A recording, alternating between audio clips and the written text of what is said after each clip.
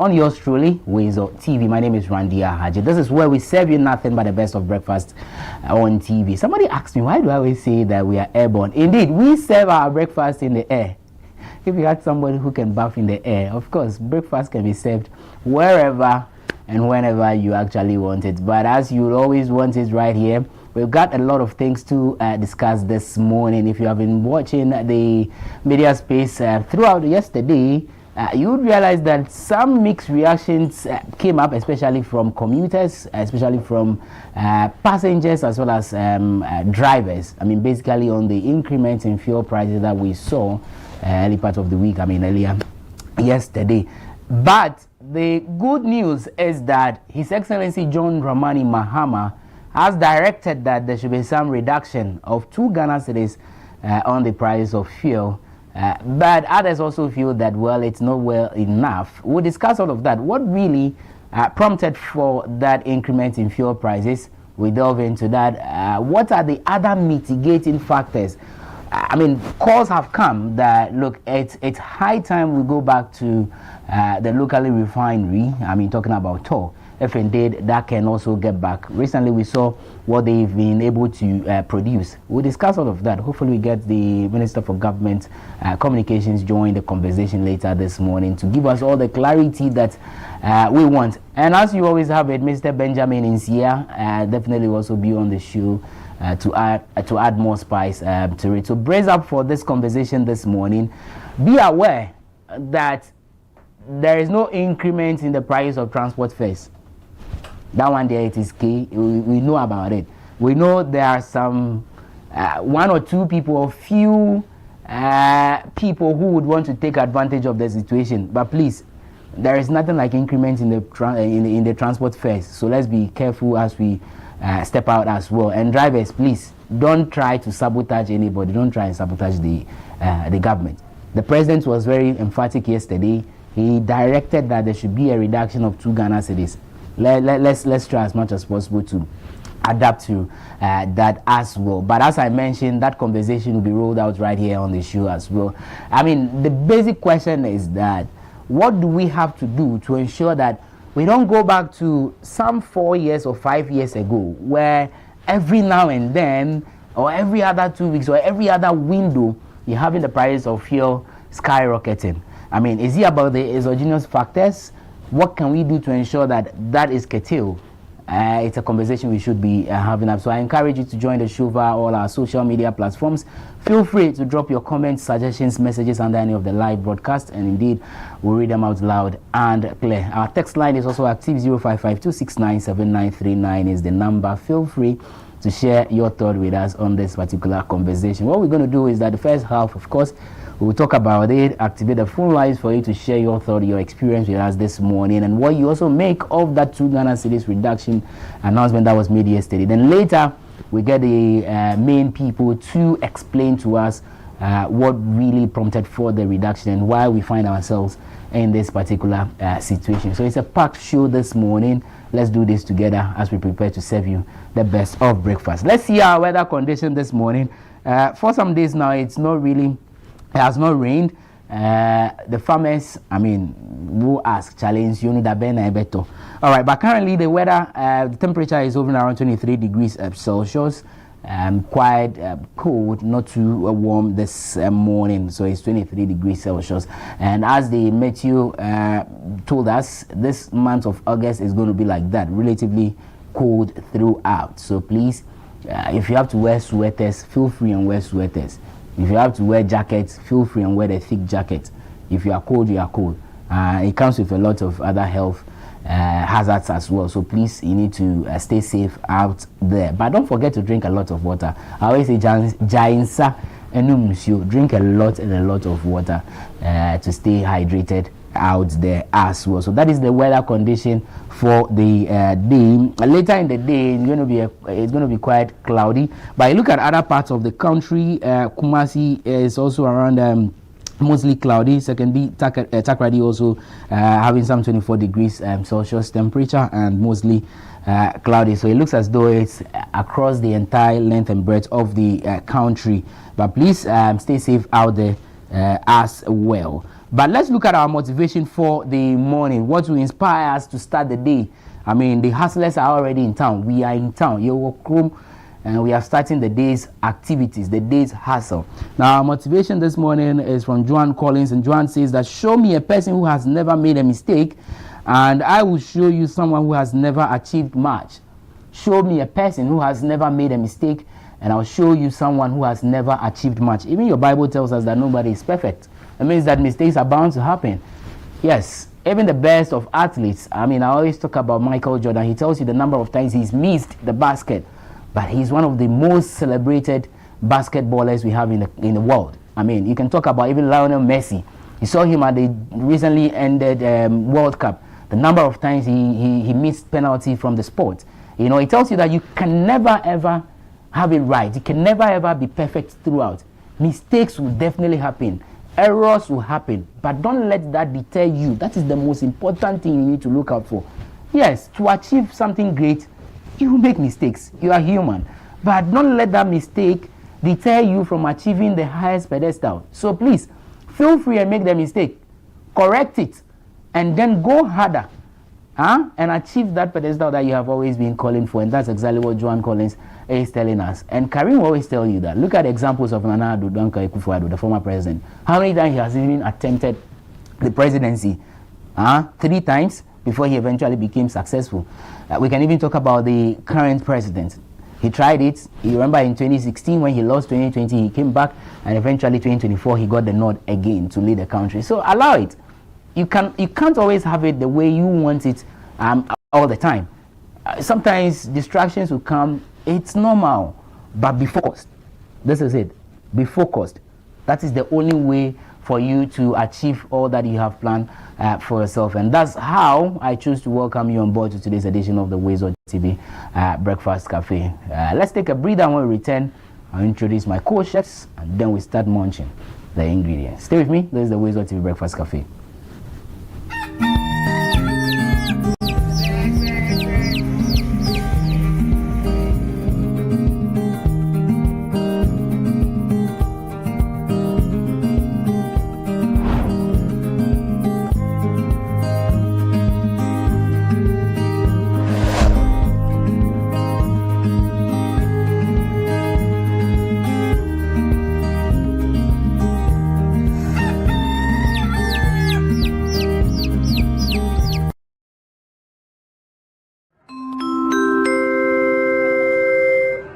Your flight is ready to leave. Sit back and relax and enjoy the flight.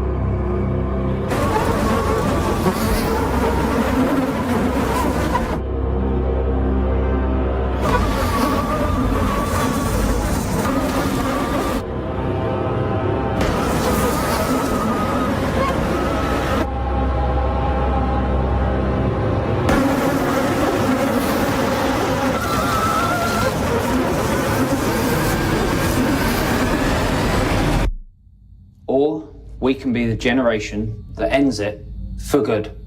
Malaria must die, so millions can live.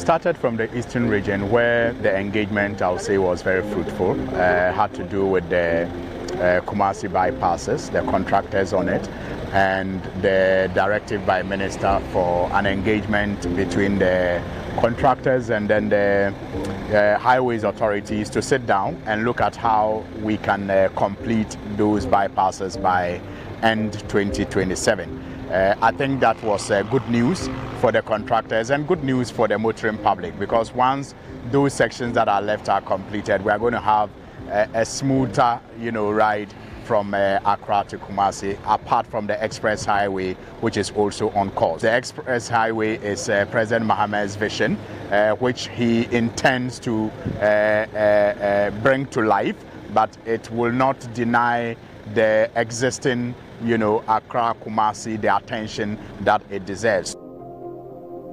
We've discussed various ways of completing these projects. As the Chief Executive of Highways said, these projects have suffered major setbacks that have made your work very difficult. Government's intention, as you have heard and we have demonstrated, is not to suspend or cancel any project we inherited. But since then, government has retired about 12 billion of that so far. And so many of you I see here have received good payment, which is probably one of the largest dose of payment within the shortest period of time by any government in our history.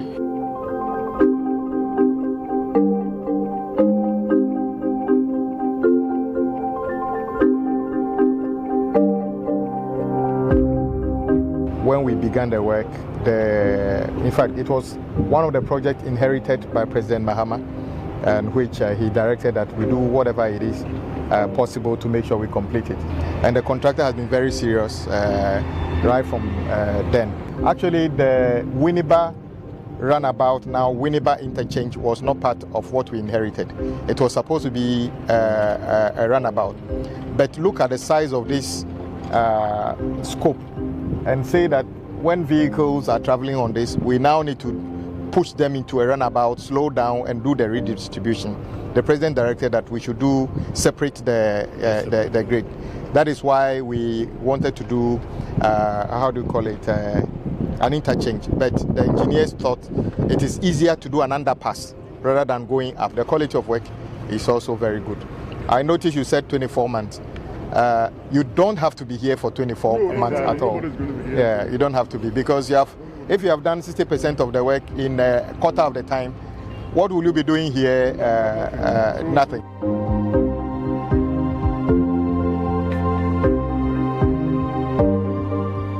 Central region, like the other regions that we have been to, is also clearly an example of a country that has been turned into a construction site. I mean, from Jumako all the way to Aguna Nkwanta to Otuam, Apam Junction to Otuam to Winneba Roundabout, it is clear that everywhere is under construction. And so far today, I'll say all the sites that we have visited have been very impressive. All the contractors on site are either ahead of schedule or just on schedule, or in the very few instances that we have seen, just less than 1% off target. And so it gives comfort, it gives assurance that with a little change in their schedule, they will be able to actually deliver these projects before schedule. And that is what we are expecting. That is why we are on the heels of these contractors every day, and we are hoping that at the end of the day, all these projects will be completed ahead of schedule.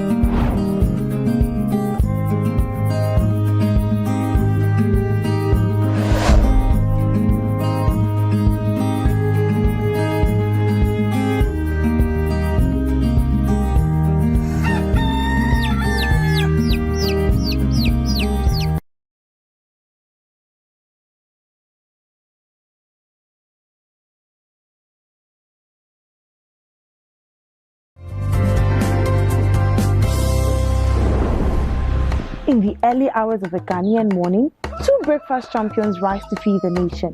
Waakye and Hausa Cocoa. Bold, comforting and irresistibly Ghanaian, these dishes are more than just food. They are a way of life. But which of these meals is the most sought after Ghanaian breakfast? So, we head to the streets to hear what everyday Ghanaians think. My ideal Ghanaian breakfast is waakye. I mean, what else? It has to be waakye. Cocoa. Because as more than me, person need Johnny there, about meeting me out. But Mumiti and Cocoa, about Betty Martin, I'm Passa Frugia, Santa Cra, Adiabasan. In the morning, I have to heat up before going to work. So I think when I take in cocoa, it gives me the morale to at least to heat up to go and work. Waakye because I can add more of protein to it. I like proteins a lot. So I'm able to add my vegetables, my salad, my meat, my sausage and everything. And it sustains me for a long period at work. Instead of cocoa that I'll take in the morning, I'll probably have to get lunch. But waakye can sustain me from morning to like say afternoon. And when I go home, I'll have my dinner. Checked in with vendors who serve these breakfasts daily and brought in a nutritionist to break it down.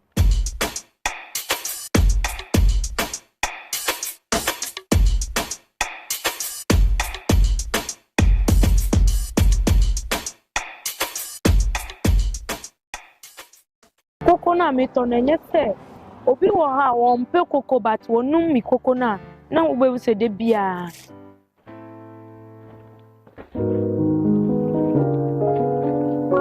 eya mi manyama nu ekom cocoa ewo be bia obia lunkona lungu bi o uche ma wu cocoa but obi mu obe chai lungu na wa ba wo wa wo she baby na wa ba beto because say na me ye no maybe a different chi se obi je.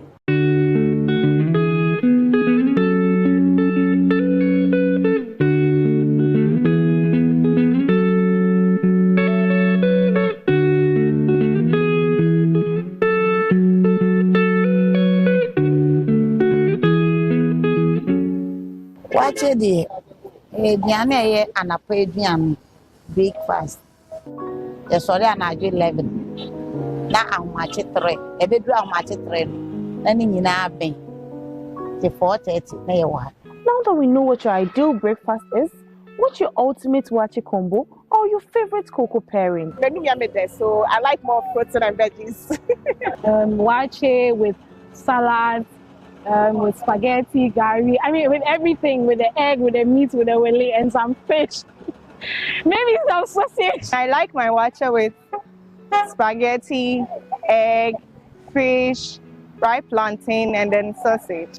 If I get light cocoa plus kose, where they open up the bread, they put out inside, then I'm good to go. I think the leaves gives a different vibe. See, when it's in the leaves and then you spread it like that, then you see all the proteins on it. You are seeing egg, you are seeing fish, wele, yamade. I want to very sachet, so I'm seeing everything on it. But what are the benefits that these two options come with? We spoke to food nutritionist Nana Sewa. Let's talk about waakye and Hausa cocoa as an ideal Ghanaian breakfast. Now we are going to look at it as to whether these foods I just mentioned is a balanced meal. Now if I take waakye is made up of beans and rice. Typically, that is what waakye is made up of. But then there's a combination of either stew and shito in addition. Others will add salad, spaghetti, some will have gari, some will add fried plantain to it, or even fried sausage. All these things are some combinations people have when it comes to waakye. Now, talking about Hausa cocoa is made with millet, with pepper, ginger, cloves, and other spices based on how the one preparing it wants to make it. So if we want to talk about a balanced diet, waakye having its beans and rice factor gives us proteins and carbohydrates there. And adding the gari, the spaghetti, all these are carbohydrate sources, so they add carbohydrates again. Now when we talk about sausage, eggs, fish, meat, these are protein sources. So for a typical Ghanaian waakye combo, I would say that waakye is a balanced meal. Hausa cocoa on its own has millet and the spices. These spices are good sources of antioxidants that are good for our body. Now the millet is also a carbohydrate source. So with Hausa cocoa alone standing, I wouldn't just call it a balanced meal. But what comes with the Hausa cocoa? Some would add kose. This kose has beans and is also fried, so it introduces protein into the diet and a bit of fats and oils there. Beautiful submission from Nana Masewa. But who cares about science when you are hungry? Me, if I take cocoa there, that will boost me the whole day. If you get a good waakye, Charlie, stop. Minu cocoa, the same. Minu cocoa, oh, mbeti mate na osa, mbeti mate na mamusa. Up to uya, ana anumere. Cocoa is, I don't know, it's kind of bland.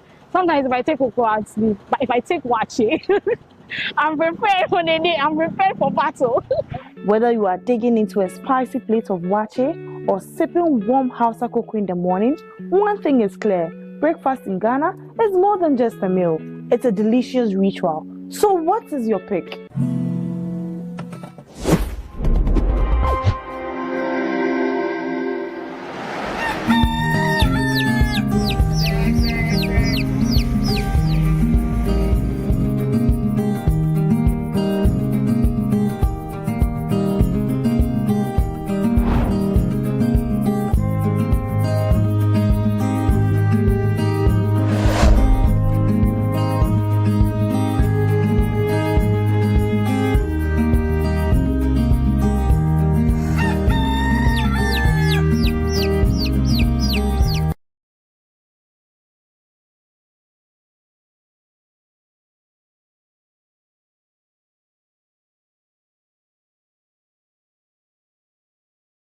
All right, so welcome back. Many thanks for still staying with us right here on WoezorTV. This is the WoezorTV Breakfast Cafe. The team is ready.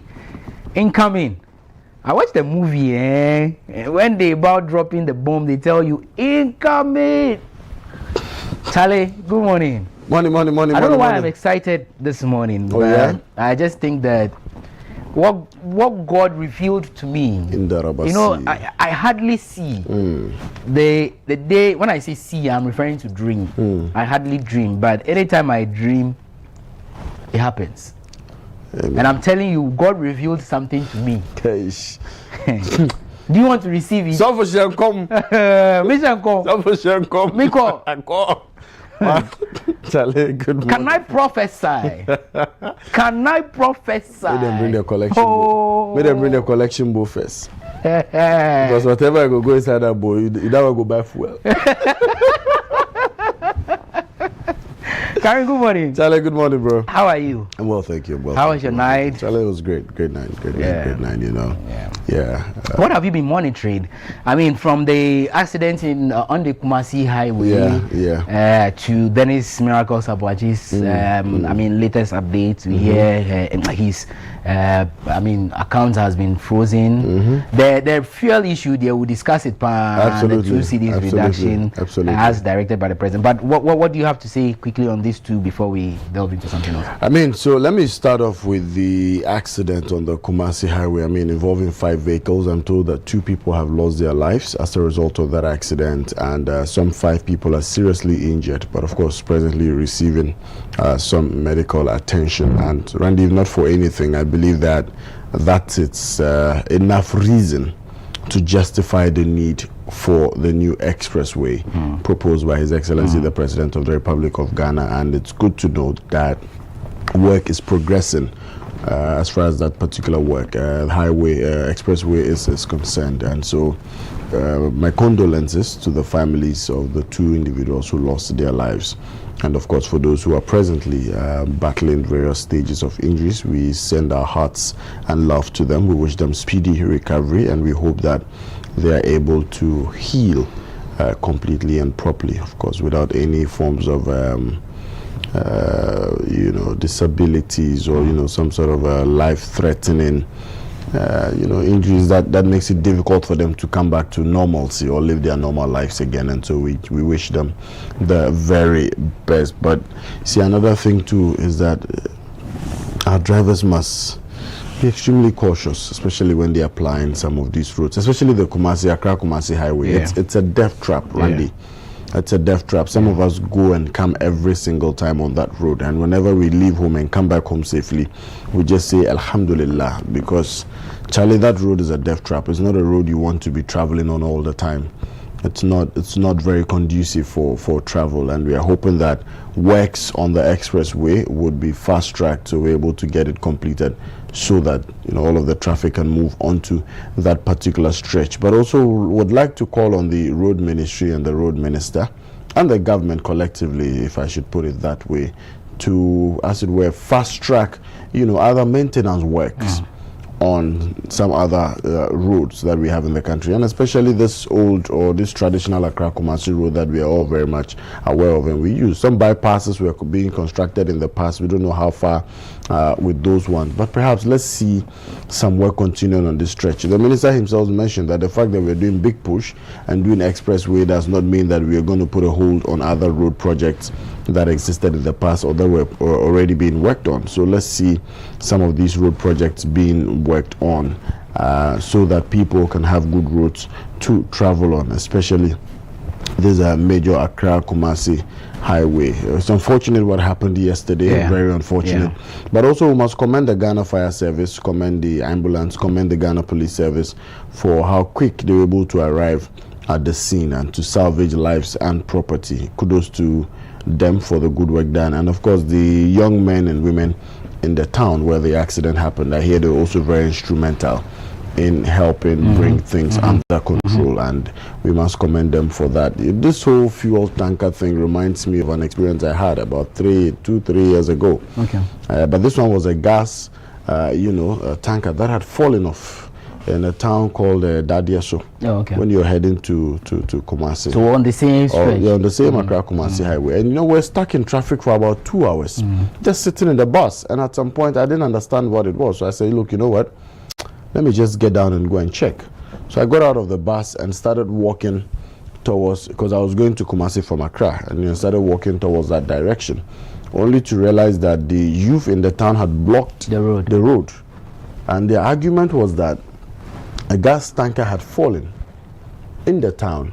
And for about 2 days, nobody was responding to them. Meanwhile, the MP and DCs and had a party, and night the thing fell, and they didn't care. Wow. Yeah, and it was there. So they had blocked the road, saying that if the thing would explode or blast, then everybody that would come through should. So for 2 hours we were stuck in the traffic, and so I had to pull out my phone and quickly go live and start engaging some of our friends in the media. And when we were just around about noon, so a number of media houses had picked it up, and in no time some calls were made, and security forces came around, and then they opened things up before we're able to move.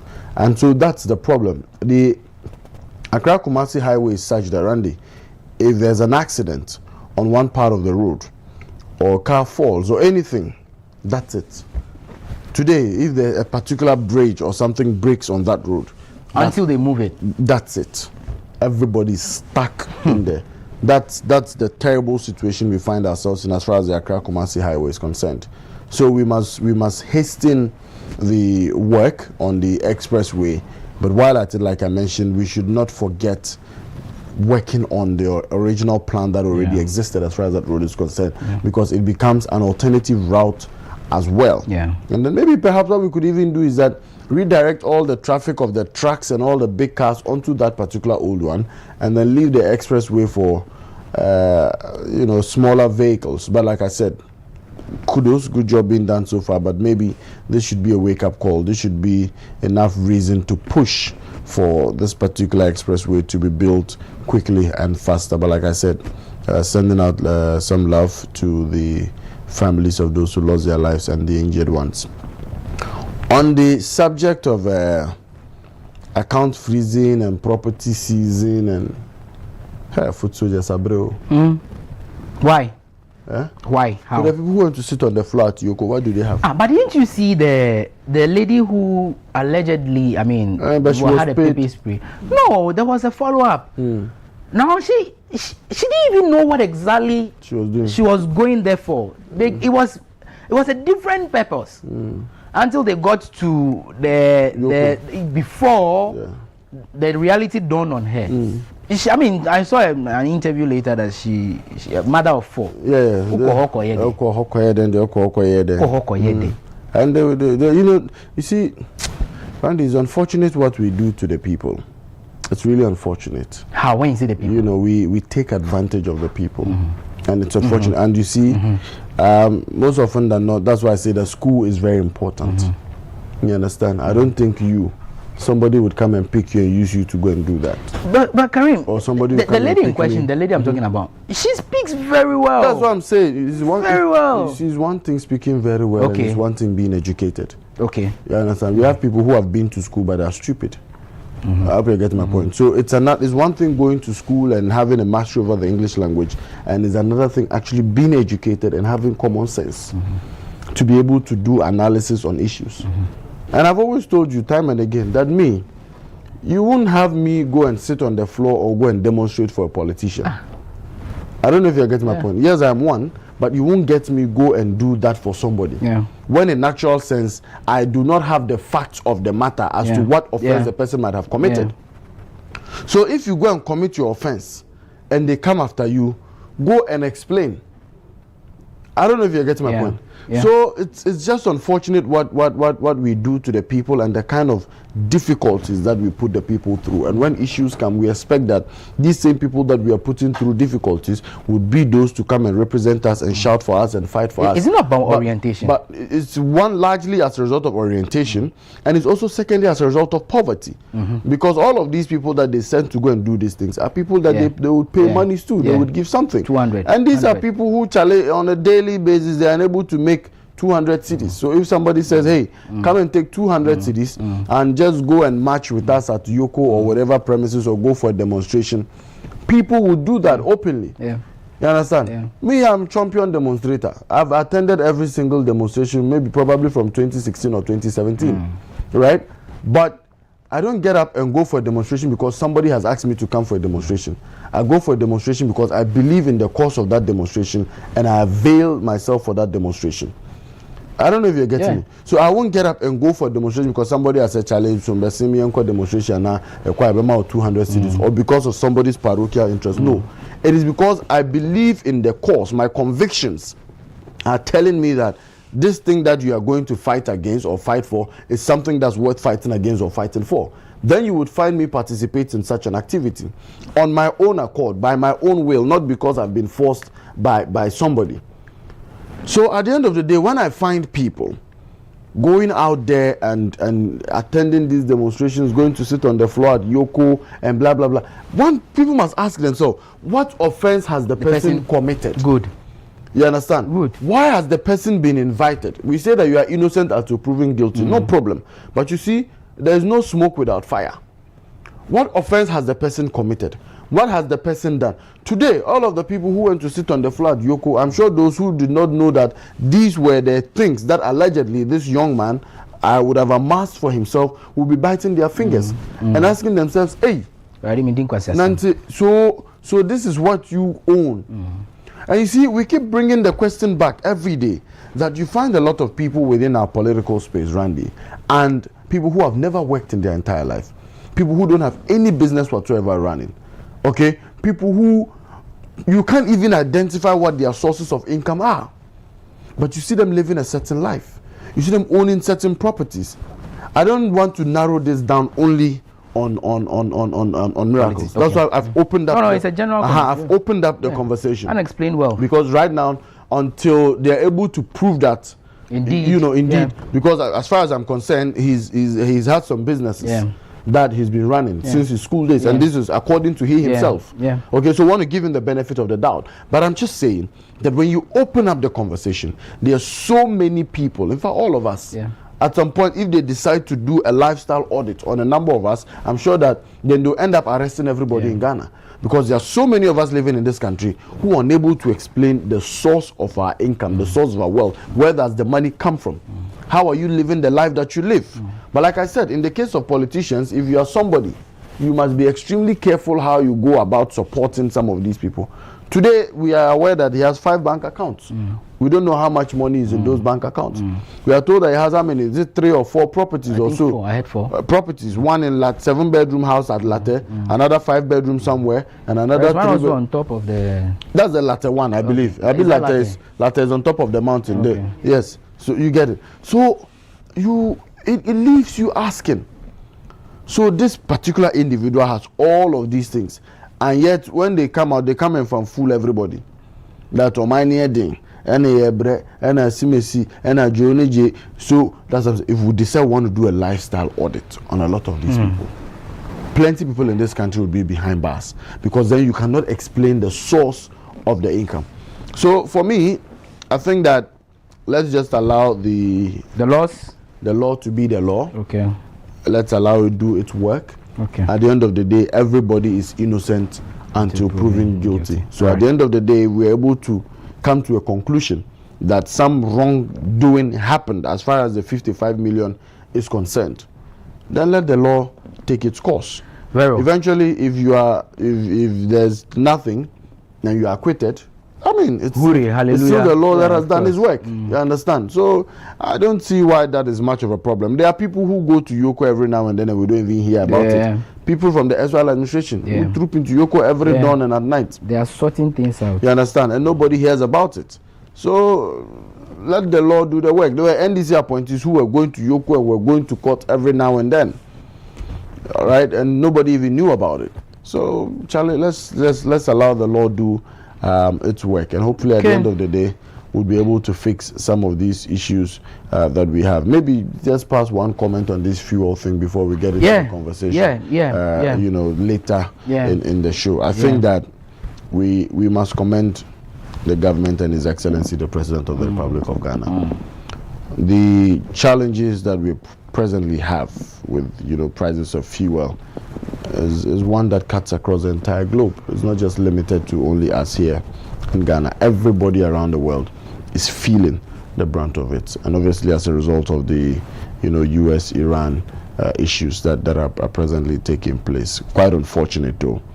But you see, amidst all of these challenges, Randy, the reason why I say we must commend the government of His Excellency John Dramani Mahama is that for once we have a president who is very sensitive to the plight of the Ghanaian people. He's asked that the price of diesel should be reduced by some 2 cedis. What that means is that we would have diesel dropping to around 17 cedis. So that 17 cedis, 26 pesos or so that people can afford. You see, people have asked questions that why diesel? Why not across board, including petrol? But you see, consumers of diesel seem to be actually more than consumers of petrol, and I'll tell you why. Oh, really? I'll tell you why I'm saying that. Majority of the populace use public transport, trotros, the buses when they are traveling, and all of that. A lot of these buses run on diesel and not petrol. So diesel benefits actually more people if you want to look at it as compared to petrol. Beyond that, our industries, our factories, our manufacturing plants, all of them run on diesel. The big vehicles? They all run on diesel. They don't run on petrol. So diesel actually has more commercial and industrial use or value as compared to petrol. And so that is why I want to believe that in the wisdom of His Excellency the President and his advisors, they decided that let's target the reduction of diesel so that it does not affect price increase in terms of transportation. So for people who use trotros and all of that, we're able to cushion them. Randy, when you look at the reduction we have witnessed, okay, and you also look at the price now, even if His Excellency had not reduced it, and you're going to compare it to the price of fuel then, compare that to the rate of inflation, compare that to our currency at the time, probably would have been paying way more. So when I hear people say that, well, the thing is basically gone back to where it was when you came into office, I find it laughable, because one cannot lose sight of the fact that the government has indeed outperformed itself by ensuring that we have a very stable currency, by ensuring that inflation rates have dropped, and by also stepping in for the second time to cushion consumers against the price hikes, which is obviously no fault of the government. And so we must commend the government for that. And while at it, we must keep praying and hoping that Donald Trump and his issues with Iran and Israel, let's find some lasting solution to it. Because we can't lose sight of the fact that whether we like it or not, these things would affect us. And we are presently feeling the brunt of it. Fortunately for our store, it's back. Gradually. Yes. So we need to get the update on that as absolutely. Well. What's the status of TOR as it stands now? Well, so they've received, I hear they received the first batch of crude for processing. His Excellency the President was also there to commission the newly rehabilitated plants and all. So we're just hoping that very soon things would kick in and would have, you see, once you're able to process your own crude into finished products, it also helps to cushion. Exactly, it also helps to cushion you. So at the end of the day, then you know that, Charlie, that thing, we have the raw one, we've processed it into the finished one, and the Ghanaian people can use it at a reduced price. So we just hope for the best. But as well, while at it, my general advice would also be this one: you can take it or not. Start exploring other renewable energy sources, especially for our the green vehicles. transition is still on the conversation. E-vehicles and all of that are coming up. Let's start exploring. Let's start exploring these options as well. So Randy, that would be it. Anyway, before we celebrate, some people, as far as birthdays are concerned, let's just maybe one bite on this. The maiden annual public lecture in honor of Honorable Dr. Edward Kofi Omani Boama, former Minister for Defense, will happen this morning, 4th August 2026, 11 a.m. at the Burma camp. And trust yours truly, WoezorTV, of course, will bring you all the updates on this particular one. So 11 a.m. make time with us as we bring you the live updates from Burma camp on this particular one. 1 year down memory lane as well. May he continue to rest in perfect peace. Now he's here. Let's celebrate some people now. Okay, so we get to celebrate some amazing people this morning here on the WoezorTV Breakfast Cafe. 4th August 2026. If you're celebrating your birthday today, happy birthday to you, and yet we share with you on your special day. Real quick, let's get into our list of celebrants. To begin with, let's celebrate Auntie Juliet. It's your birthday today, ma'am. Auntie Juliet, enjoy your year, and yes, happy birthday to you. May this year be a great year for you. May it be an amazing year for you, a beautiful one, of course. So yeah, Auntie Juliet, and this is coming from your nephew and to Ofe Frimpont. He says that we should wish you a great year for him. So Auntie Juliet, enjoy your year. Happy birthday to you. Away from Auntie Juliet, let's see who we are celebrating again this morning. Dr. Benedicta Koko Ajay, it's your birthday today, Dr. Benedicta Koko Ajay, and this is coming from Motion Care here at WoezorTV to you. He says, first off, we should wish you a congratulations for graduating as a doctor from the Kharkiv State Medical Academy in Russia, and also a happy birthday to you. So Dr. Ajay, enjoy your year. This is coming from Motion Care here at WoezorTV to you. And away from her, who are we celebrating again this morning? Evelyn Amenya, it's your birthday today, mommy. Evelyn Amenya. And yes, this is coming from your son Ofe Frimpong to you. He said, at 60, you are wiser, stronger, and more beautiful inside out. Thank you for raising me with love.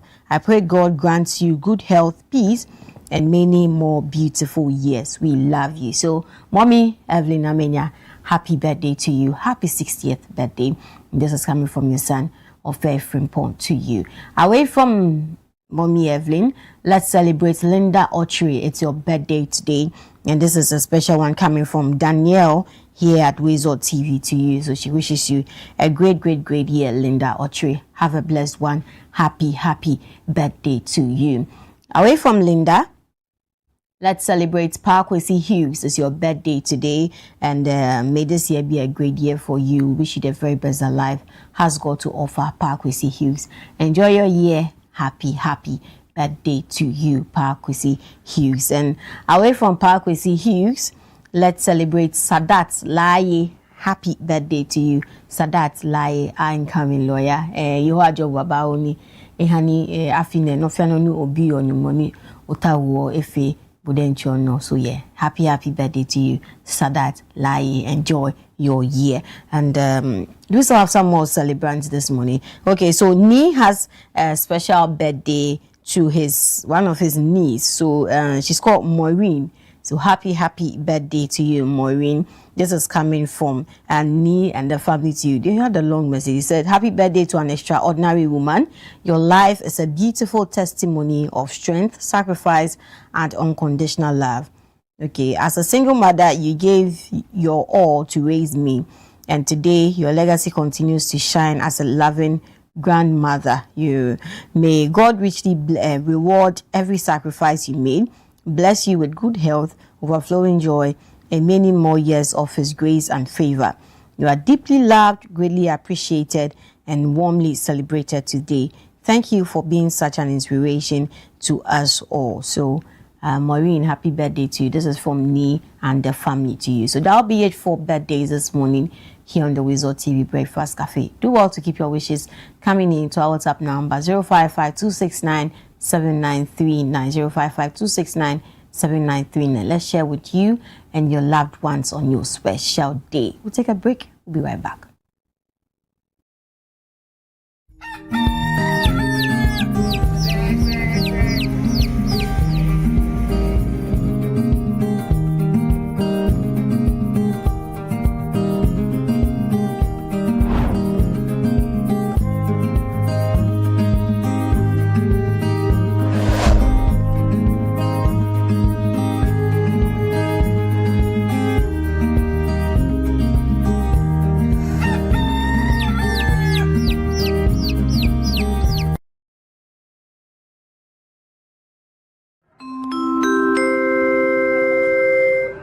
Your flight is ready to leave. Sit back and relax and enjoy the flight.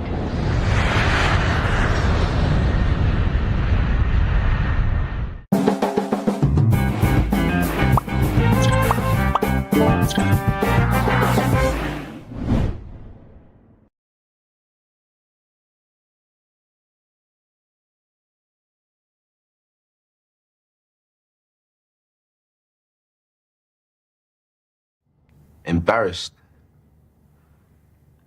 Too embarrassed to speak to a loved one.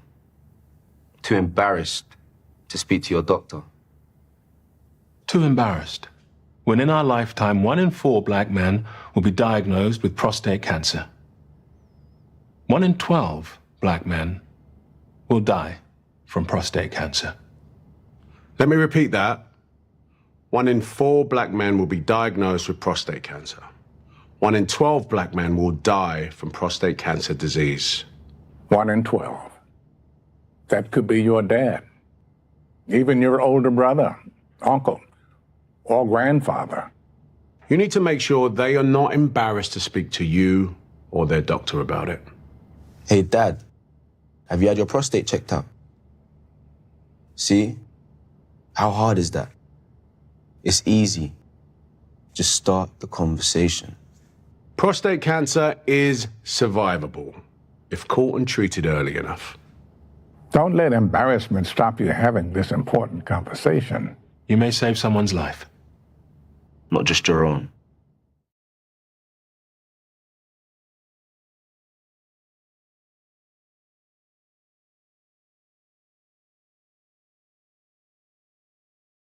Gentlemen, I've got some bad news and some good news. Okay, the bad news is that your chances of getting prostate cancer are now just 7 to 1. In fact, prostate cancer is killing one man every single hour of the day in this country. Imagine that, one every hour of the day. But the good news is, we're forming a team to stop that clock. Men United. It's time men united together to fight prostate cancer, the way women have united against breast cancer.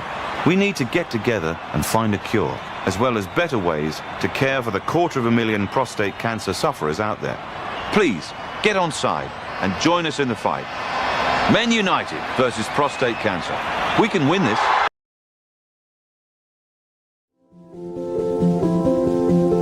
If you're watching this with your friends, you'll probably make a joke. Because you know what you feel on the inside isn't what you want people to know. If you have to pretend to be happy, find someone you trust and tell them. If you get mad at things and you don't know why, or have thoughts about hurting yourself, find someone you trust and tell them. You are never alone when you share. Seriously, people care about you. It's okay to not understand what you're feeling. And it's easy to think that you're all alone. But you don't have to be. You're never alone when you share. Don't be ashamed to tell someone you trust what you're feeling. You're not alone. You are not alone. Find someone you trust and tell them. Tell a parent. Tell a teacher. Tell a brother or sister. Or just tell a friend. You haven't done anything wrong. Talk to someone. Talk to someone. It's how things get better.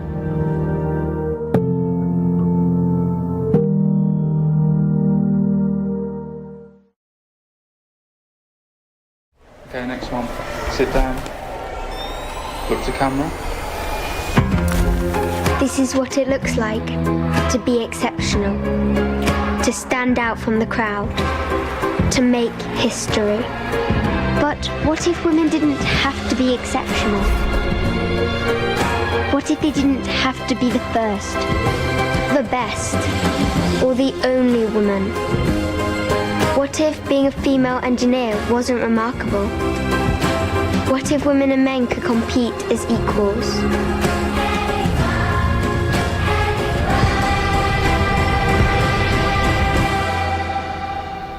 I don't want to make history.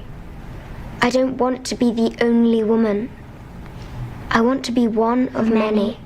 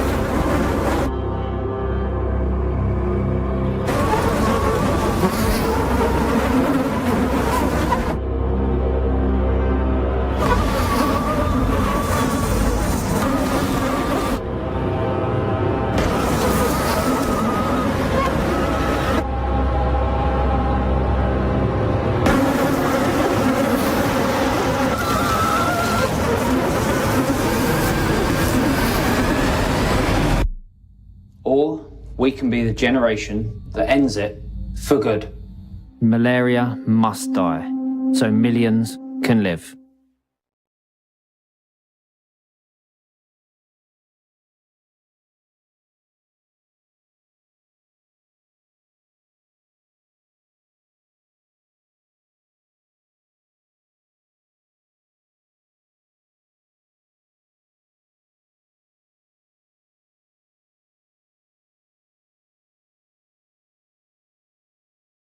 And there they are. The squad is ready, lined up, ice cold, focused and prepared for national duty. Every bottle in position, every label shining with confidence. And here comes the selection. One bottle steps forward, picked from the squad, ready to deliver for Ghana. He takes the first sip. Oh yes, refreshingly hydrating. The whistle goes. The Black Stars are on the move. He breaks through the defense like flowing water. Beautiful control. He lines it up. He strikes. Goal! Ghana is awake. From the fridge to the field, Awake keeps you refreshed.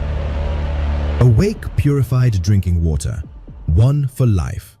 Proudly supporting the National Cardiothoracic Center. This advert is FDA approved.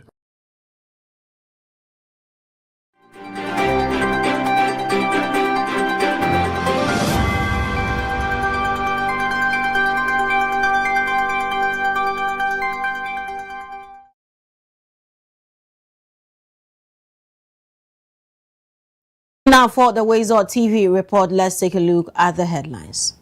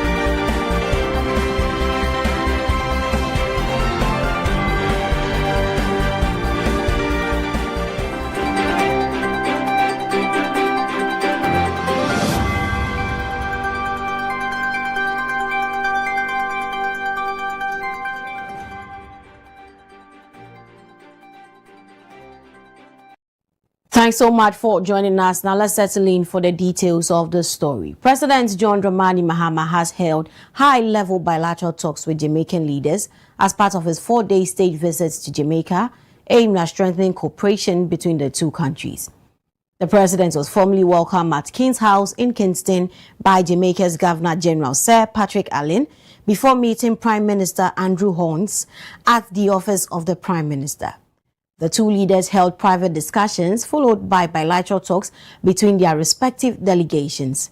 Discussions focused on expanding trade and investment, promoting cultural and educational exchanges, and enhancing cooperation on regional and global issues. The day's engagement ended with a joint media briefing where President Mahama and Prime Minister Holness reaffirmed their commitments to deepening the long-standing historical and diplomatic ties between Ghana and Jamaica.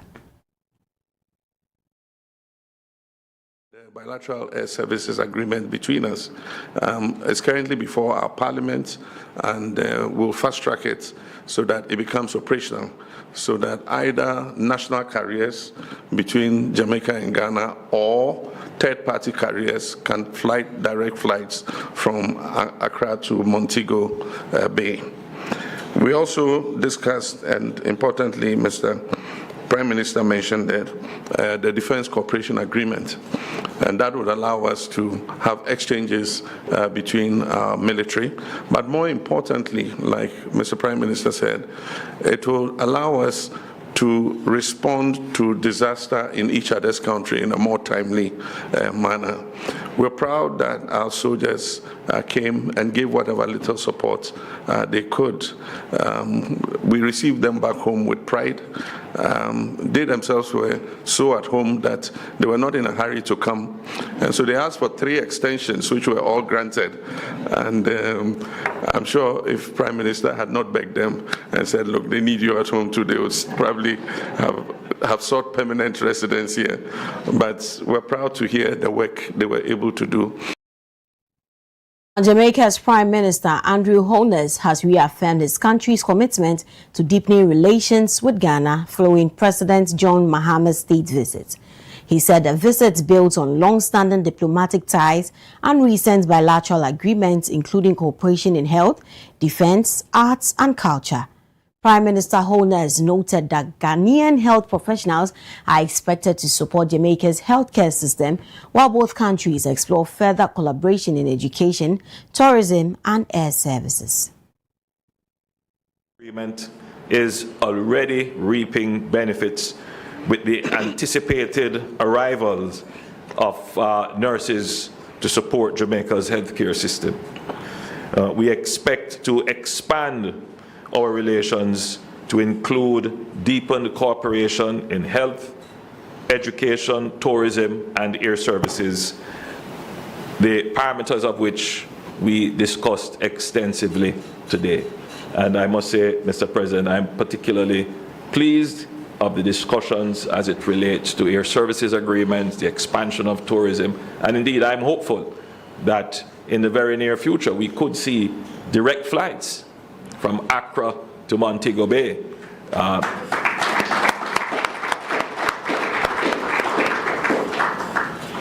In addition, as Jamaica seeks to strengthen its commercial and investment ties with Ghana as part of a broader engagement with continental Africa, the virtual investment and new market ministerial business mission, which was held last month, would have connected many Jamaican companies and companies in Ghana, and we are seeing results already in areas of logistics, tourism, hospitality, agro-processing, ICT, fintech, and the creative industries. During his engagement in Jamaica on Monday, President John Mahama addressed a high-level reparations dialogue at the University of the West Indies, reaffirming Ghana's commitment to advancing the global reparations agenda. He said the transatlantic slave trade and colonialism created a lasting structural inequalities that continue to affect people of African descent. As the union's champion on reparations, President Mahama stressed that reparatory justice extends beyond financial compensations to include restitution, rehabilitation, historical accountability, educational opportunities, and the restoration of dignity. He urged the international community to move beyond acknowledged historical injustices and adopt concrete legal, diplomatic, and economic measures to deliver meaningful and lasting justice.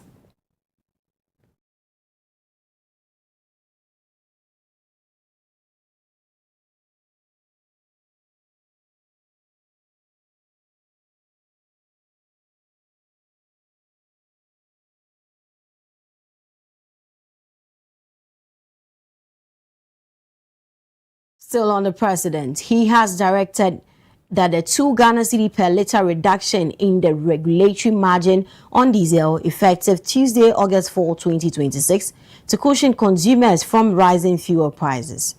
The 1-month measure announced by government spokesperson Felix Kwachiofosu is intended to prevent transport fare increases, ease inflationary pressures, and provide relief to businesses and households. The reduction applies only to diesel with no subsidy for petrol and may be reviewed after 1 month. It is the second such government intervention in response to high global fuel prices and pressure on the market.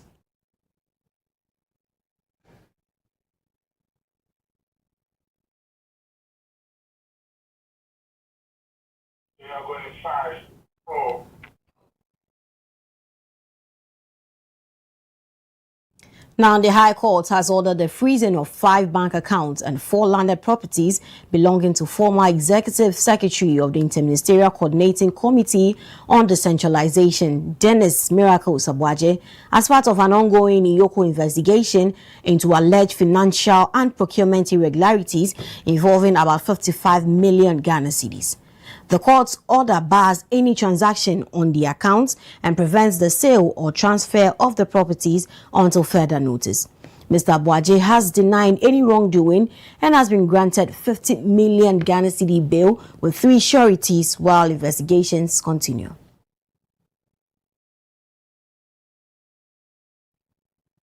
Now, away from that, a major road traffic collision on the Accra-Kumasi Highway has claimed 2 lives after a fuel tanker, an STC bus, and a Mitsubishi pickup and a Kia Sorento collided on the Brimsel Bridge on the N6 highway. The impact sparked a massive fire, completely destroying the fuel tanker, the STC bus, and the Mitsubishi pickup. The Kia Sorento sustained extensive damage. Personnel from the Bonto and Suhum municipal fire stations, with support from officers of the Motor Traffic and Transport Department in Kibi, responded to the scene and brought the fire under control. The Ghana National Fire Service says 7 people, including 5 males and 2 females, were involved in the crash. 2 people were confirmed dead, while the conditions of the remaining victims have not been yet officially disclosed. Now, the Ghana Gold Board has dismissed as false claims circulating on social media that Dominic Bonsu Ventures absconded with 200 million Ghana cedis belonging to the institution. Gold Board also denied reports that the proprietor, Dominic Bonsu, was ever a bodyguard to its chief executive officer, Sami Jenfi, describing the allegation as completely false. The board explained that Dominic Bonsu Ventures' license was suspended over suspected breaches of the Gold Board trading directives, after which Dominic Bonsu was arrested and remanded into lawful custody by the High Court in Accra. The case remains before the courts.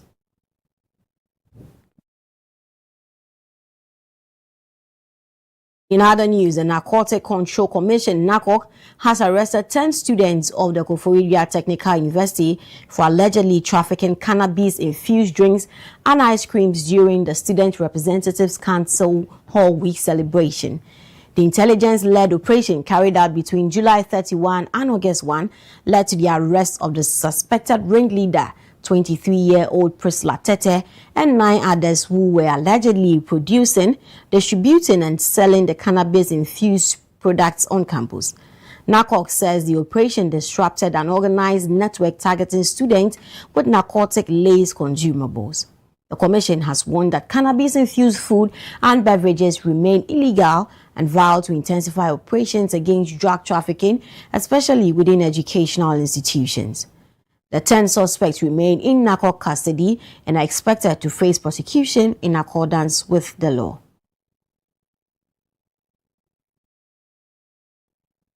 Time now for some international news.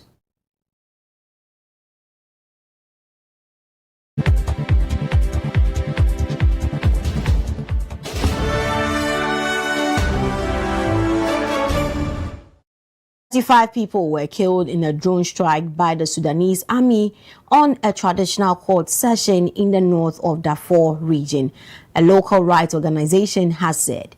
Dozens more were reported injured in Sunday afternoon's attack. The emergency lawyers group, which monitors violence against civilians, said the attack occurred in Gara al-Zawaya village that is controlled by the paramilitary rapid support forces. The army has not commented. The RSF holds most of Darfur in the west of the country as the two sides continue to fight in the 3-year-long civil war that has devastated the country, killed tens of thousands of people, and forced millions from their homes. Sunday's court session was being held under a tree with the participation of local community leaders, according to an eyewitness. 4 tribal leaders and 2 RSF commanders were among those killed in the attack, according to the witness. Now, this brings us to the end of the WoezorTV report. Many thanks for staying with us. I'm Karen. Now, your Koti.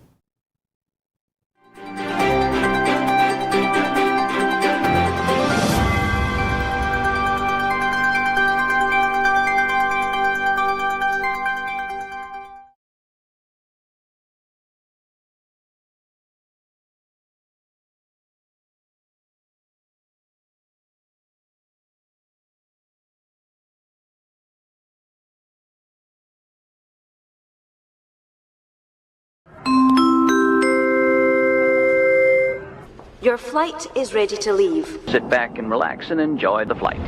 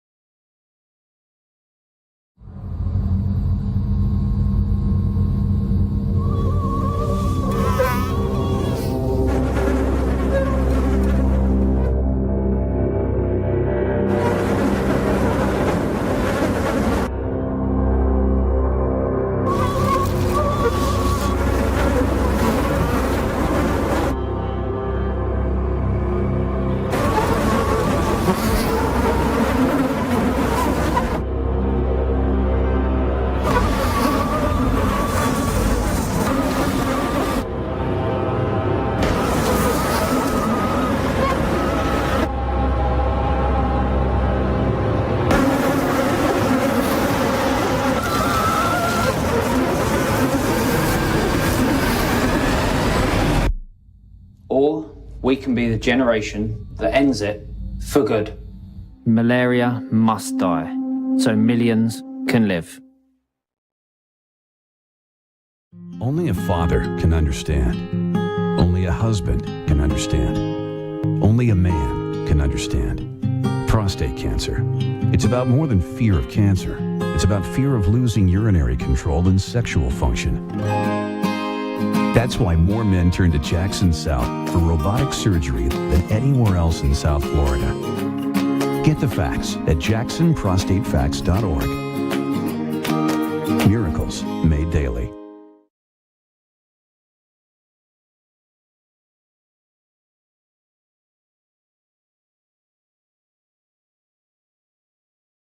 Gentlemen, I've got some bad news and some good news.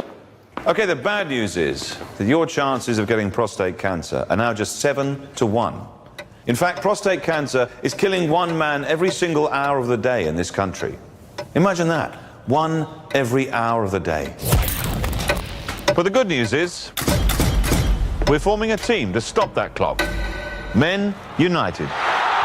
It's time men united together to fight prostate cancer, the way women have united against breast cancer. We need to get together and find a cure, as well as better ways to care for the 250,000 prostate cancer sufferers out there. Please, get on side and join us in the fight. Men United versus prostate cancer. We can win this.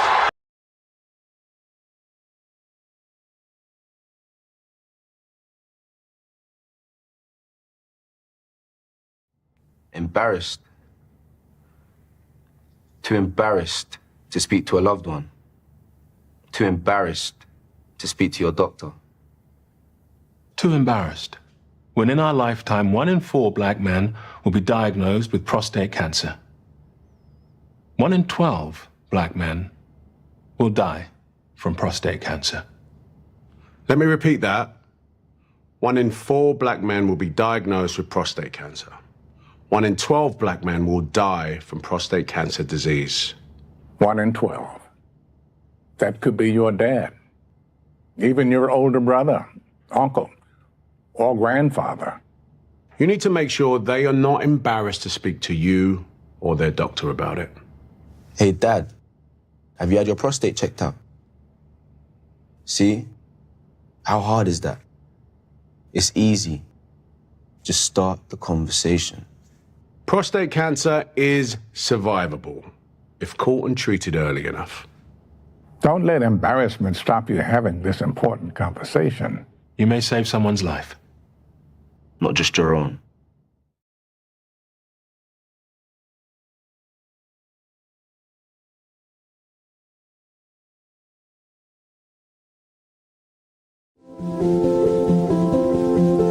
If you're watching this with your friends, you'll probably make a joke.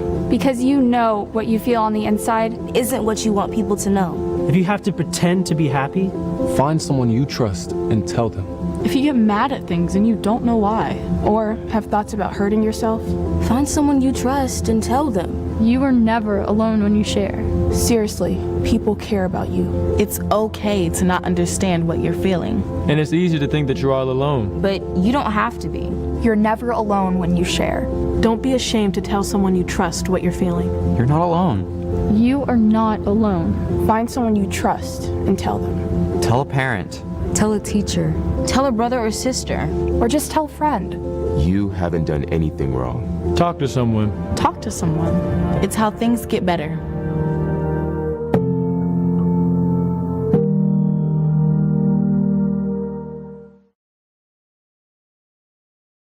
Okay, next one.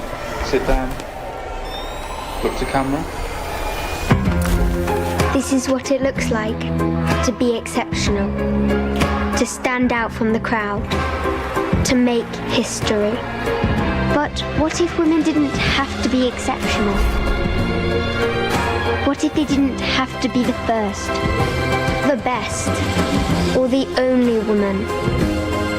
What if being a female engineer wasn't remarkable? What if women and men could compete as equals?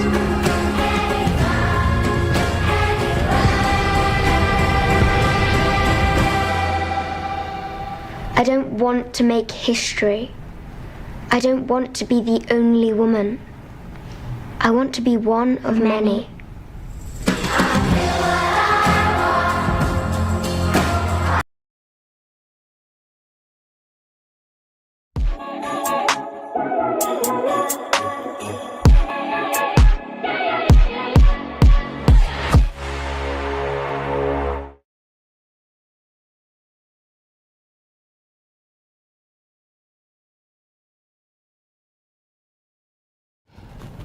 Welcome back for Sports Update on the Breakfast Cafe. My name is Godfrey Amwafo. Let's start from Morocco because that is where the Women's African Cup of Nations is taking shape. And yesterday, the last round of the group stages started. In that regard, for Group A, Senegal are out of the competition after a goalless draw with host nation Morocco.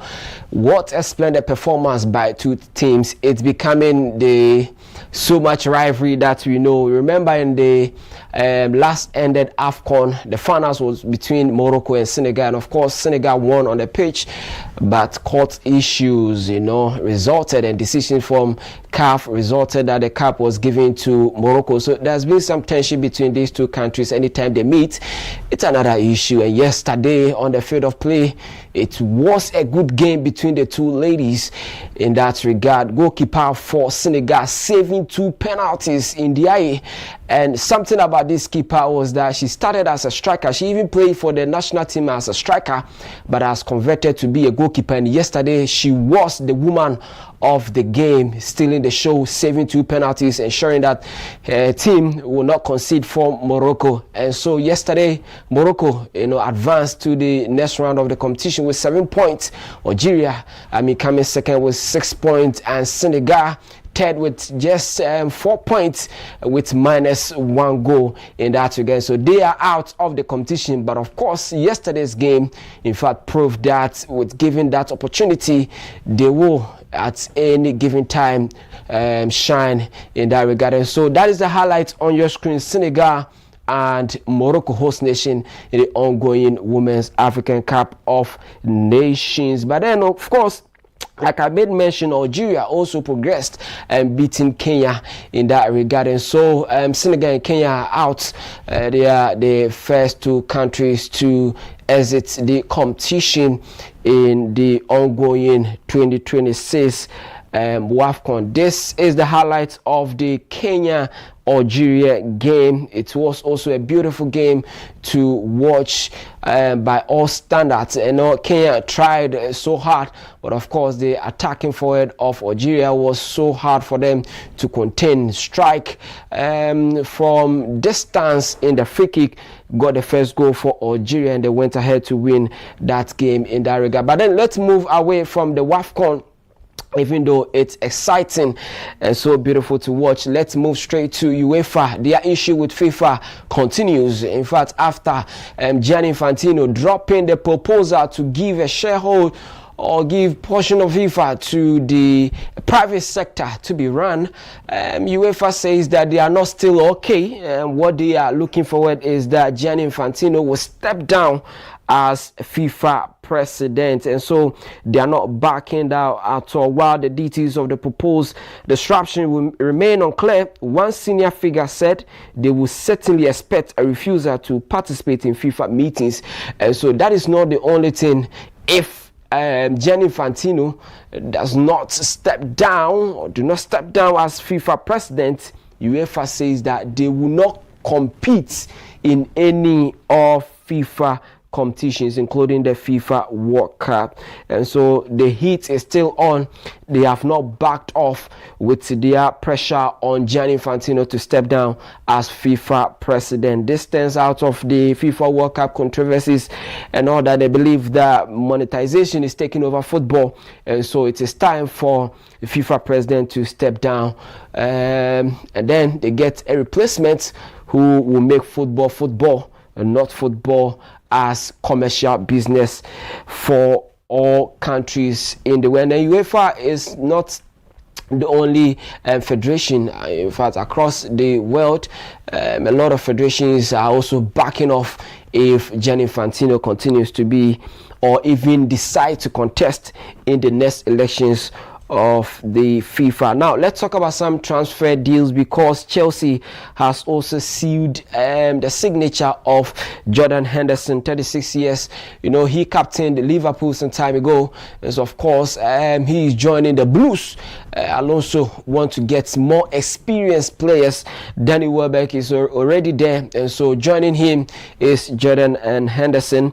At midfield, I know that that is what he wants to do. He wants to balance the equation for Chelsea, control the midfield with much more experience. And so the 36-year-old midfielder, an English boy, has joined the Blues on 2 years contract.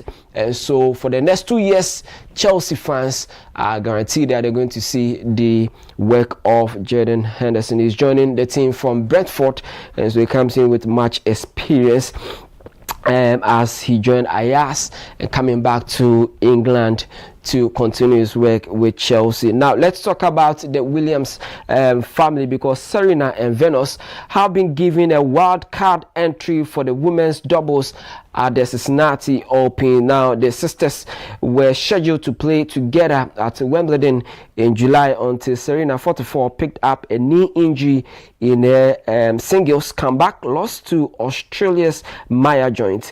Now the WTA 1000 event, which runs from 11 to 23rd of August in Ohio, will be the first time the siblings have played doubles together since the 2022 US Open.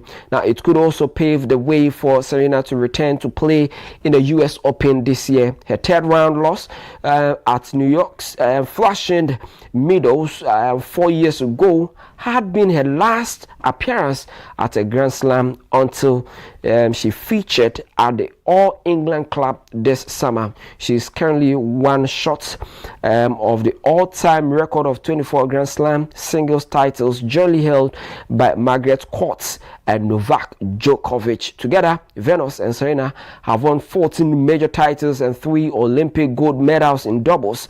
Venus, 46, has also received a wild card into the singles draw of the tournament in Cincinnati.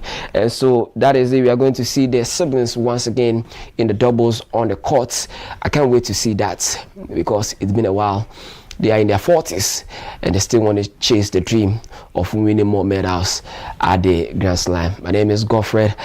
I'm Wafo, and I brought you sports. Entertainment is up next with Asante this day.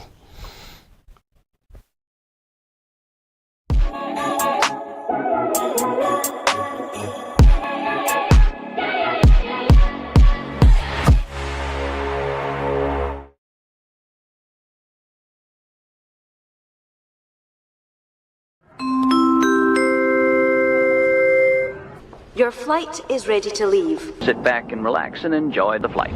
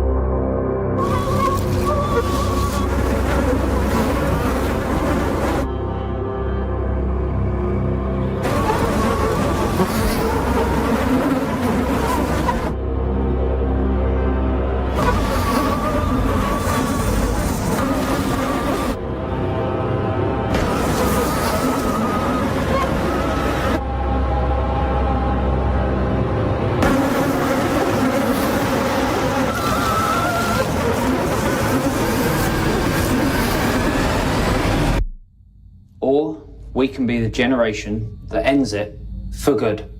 Malaria must die, so millions can live.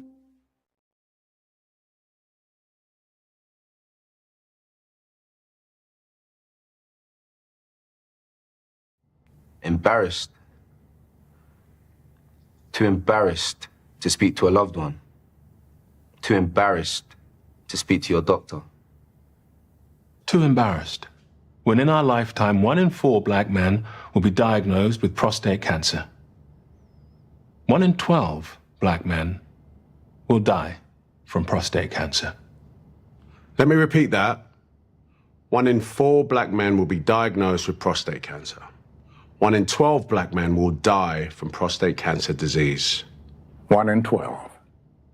That could be your dad, even your older brother, uncle, or grandfather. You need to make sure they are not embarrassed to speak to you or their doctor about it. Hey, Dad, have you had your prostate checked out?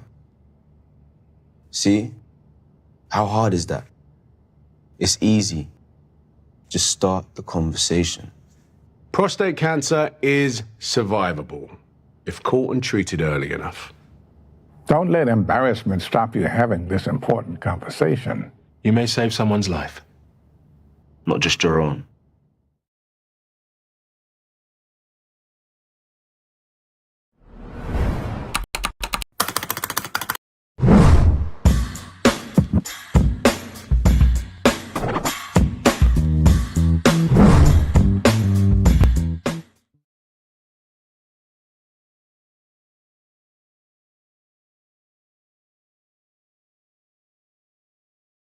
This is the entertainment update here on the WoezorTV Breakfast Cafe. I am Evergreen Asanto. Good morning to you. Now let's look at today's headlines in the world of entertainment. Nana Ama McBrown returns to the big screen with Ama. Adam takes Ghanaian music to New York's summer stage. Ira Star begins countdown to new album. Ariana Grande steps back from public life. Spider-Man swings to record-breaking box office debut. And now to the details of these stories.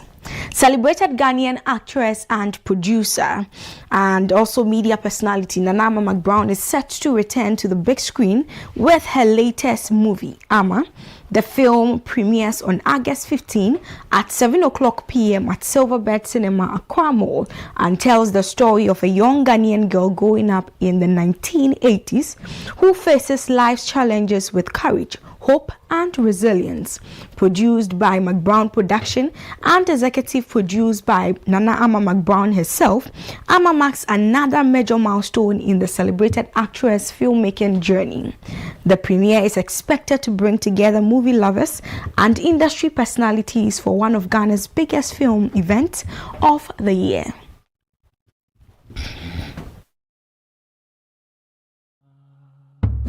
Ama Sinyedi, Kofi Kasa Unti, Hesu Ama Kofi Buefu.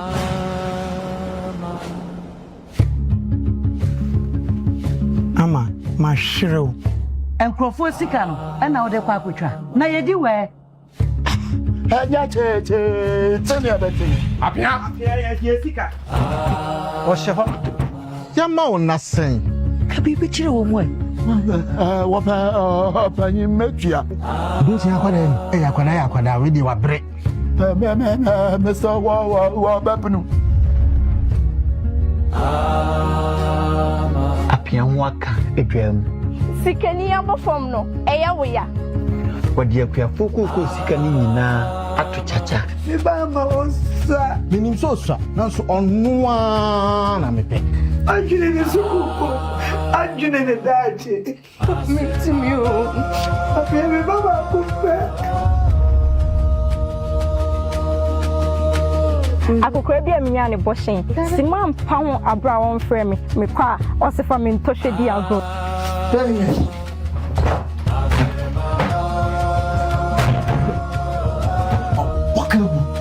Atopa di nipa bi be kwowo.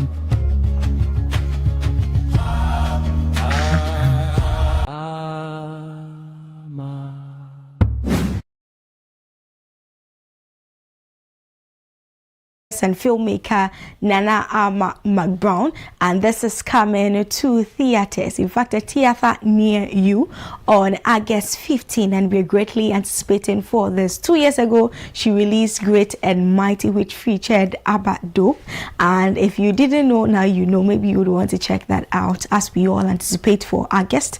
In fact, somewhere next week to watch this at the Silverbird Cinema Accra Mall. She's been doing well. She's been really been killing it out there when it comes to her movie production bit. You know, we know her to be a great actress, but when it comes to her filmmaking, her production bit too, she's also very good at that. So make sure that you're following up on her social media platforms. That way, when tickets are out, or ways and means as to how you can go to the Silverbird Cinema on August 15 to watch this, you can do that and then watch that. So mark your calendars, take notes, and then go and celebrate Ama with our one and only Nana Ama McBrown. Now let's look at other stories. And Adam flew Ghana's flag high after performing at New York's iconic Summer Stage Festival. The award-winning rapper was the only Ghanaian artist on this year's lineup, entertaining audiences with a live band performance during the festival's 40th anniversary celebrations. His appearance reflects the growing international visibility of Ghanaian music and adds another global performance to his long career.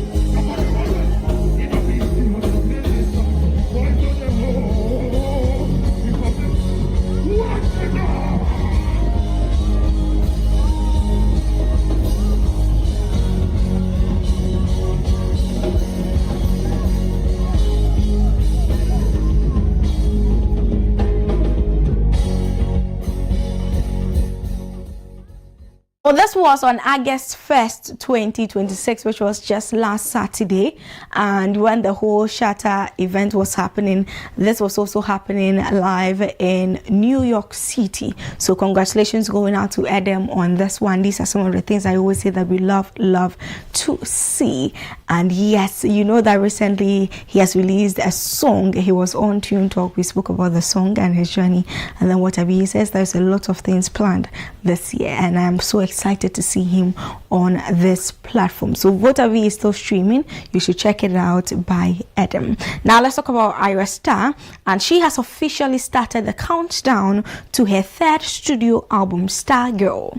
The singer shared a teaser announcing that the project will arrive on August 14, giving fans a preview of a brand new song while continuing her recovery from recent surgery. The album follows the release of the lead single Tornado and is expected to mark another major chapter in her fast-rising global career.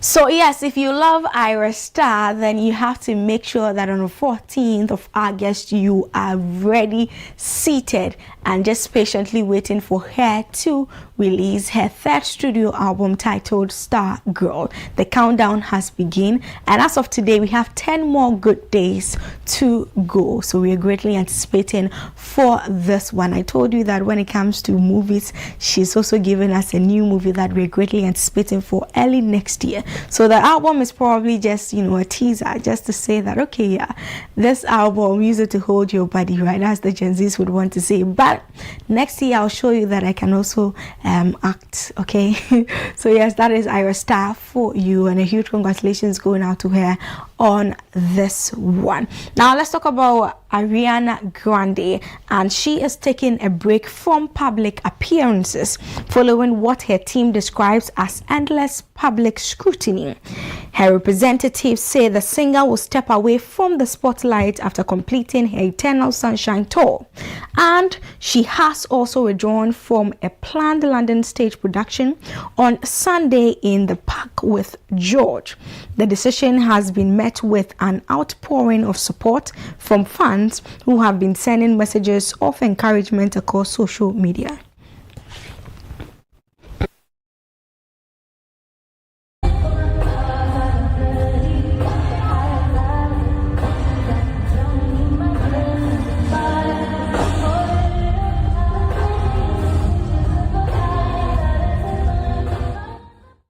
So yes, this is from a recent tour, one of the Eternal Sunshine tour, since it's still ongoing. And then Ariana has also put out a new album titled Petal. So yes, if you love Ariana Grande, then you should know that she has a new studio album titled Petal, and you need to check it out. I love the teasers, the visuals that we are seeing on our screens. When you visit her TikTok especially, you see that she's really putting in the work and giving us the cinematic bit also of music. I mean, she's not just a singer, she's an actress too, so she can only give us good and quality production, and she's always delivering. But you know what, it's just quite unfortunate that I hop on her social media platforms, check her comments, and people are so, you know, I just don't even know how to explain this whole situation. Right? People change, people go through a lot. Like, can't we just care for one another and just show people love? And we are always talking about somebody losing weight, somebody gaining weight, somebody looking this, somebody looking that. She seems happy. She's still touring. She's still giving you those good performances. She's still trying to put up. But it looks like it is not even working, especially her TikTok. You know, I have always thought that X, or formerly Twitter, was one of the most dangerous place, or very, like, the most chaotic social media platform you can find. But lately, it looks like TikTok is trying to take over, and it's so heartbreaking. Let's give Ariana a break. I mean, she deserves better. Like, this is too much even for me, so I can only imagine for her. And as a result of these things, she's taking a step back. Who knows? Like, please, let's take a chill pill and just be nice to people. Anyway, let's talk about Spider-Man. And Spider-Man Brand New Day has also delivered one of the biggest opening weekend in cinema history. The latest Marvel blockbuster earned more than $927 million worldwide, making it the second biggest global opening weekend ever, behind only Avengers Endgame. The film's massive debut gives Marvel Studio a significant boost ahead of the release of Avengers Doomsday, which is later this year, and reinforces Spider-Man's status as one of the world's biggest movie franchise. And also, you're seeing the teaser on your screen.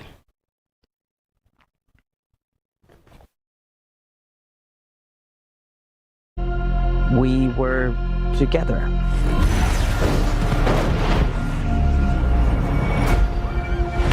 But something bad was going to happen.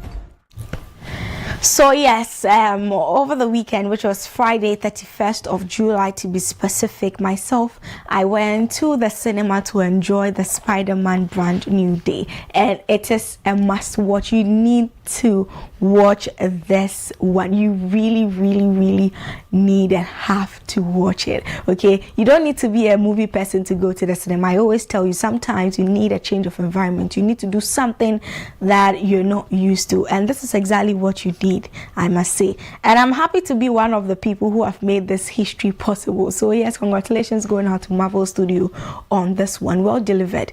And yeah, you should hear the remarks from people who had the opportunity to also go and watch. Very massive. And what I saw at the cinema, the promo bits, the appearance, the aesthetics, the cobwebs, and then what have you, was really giving what it's supposed to give. So I can only imagine even the international, you know, cinemas, and then what have you, it will be giving a lot of aesthetics also there. So yeah, once again, congratulations going out to Marvel and to all of us who made this possible. And that will be all for today's entertainment update here on the WoezorTV Breakfast Cafe. I am Evergreen Asanto. Thank you for watching.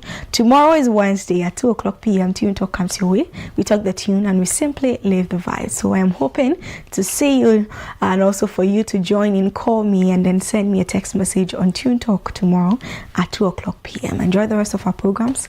Take care of yourself. I'll see you tomorrow.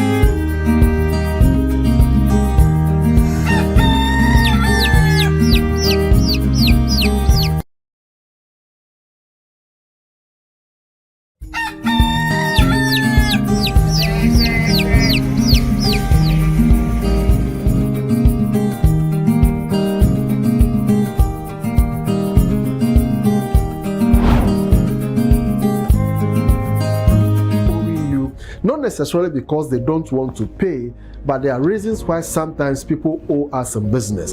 The first one is that yes, they owe, but we as the business owners might not have given them an opportunity or the platform to pay their money or for us to collect. So there are two sides. Payment comes for the person owing you, and collection is from you, the person that is owed. So at the end of the day, the question is, yes, Harrison owes you. How mechanisms have you put in place for him to be able to pay? Some of us will tell you, bring the cash to my office. In this day of technology, risk, and whatever that goes on, it will be very difficult for customers who owe you to board their car, travel long distances, and bring physical cash to your office. So you'll be there, and that is not what the person intended. So create the platform. And what platforms am I talking about? By this time, I'm sure you should have a bank account. Whether it's a credit union, a savings account, or even with a savings loans, a normal bank account. All you do is that give it to your suppliers or your people, the people who owe you, and tell them when you buy from me, go to any bank. And luckily for us, most of the banks now have an opportunity to have branches all over.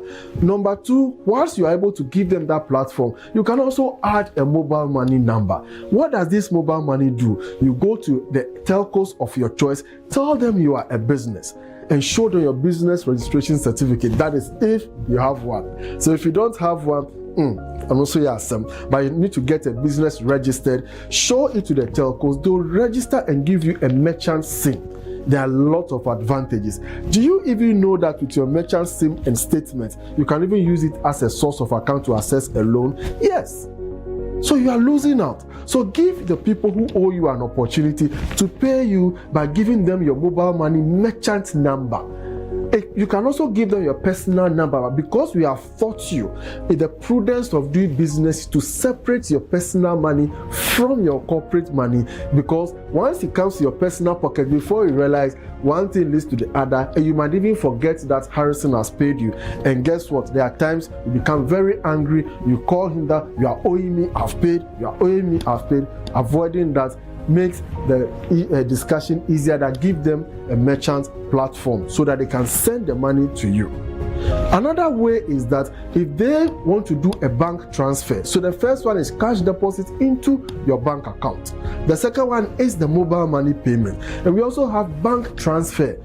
And luckily for us, almost all the banks have a mobile app, including even the savings loans and the credit unions. They even have the mobile app, and some even have a USSD. So you see the number that you dial, star something something star. That is the USSD. It helps you to collect your money from people. And I want to encourage you, now in the face of technology and partnerships, which I'll talk about very soon, you even have an opportunity to have your own USSD. What about that? So you are selling, you are in a business, and you have your own USSD that people can pay directly into you instead of going through other means of payment. So we are looking at cash collection strategies so that the people that you have sold the goods to, they will pay. Remember, the goods or whatever it is have left your warehouse. They have left your offices and they are with them.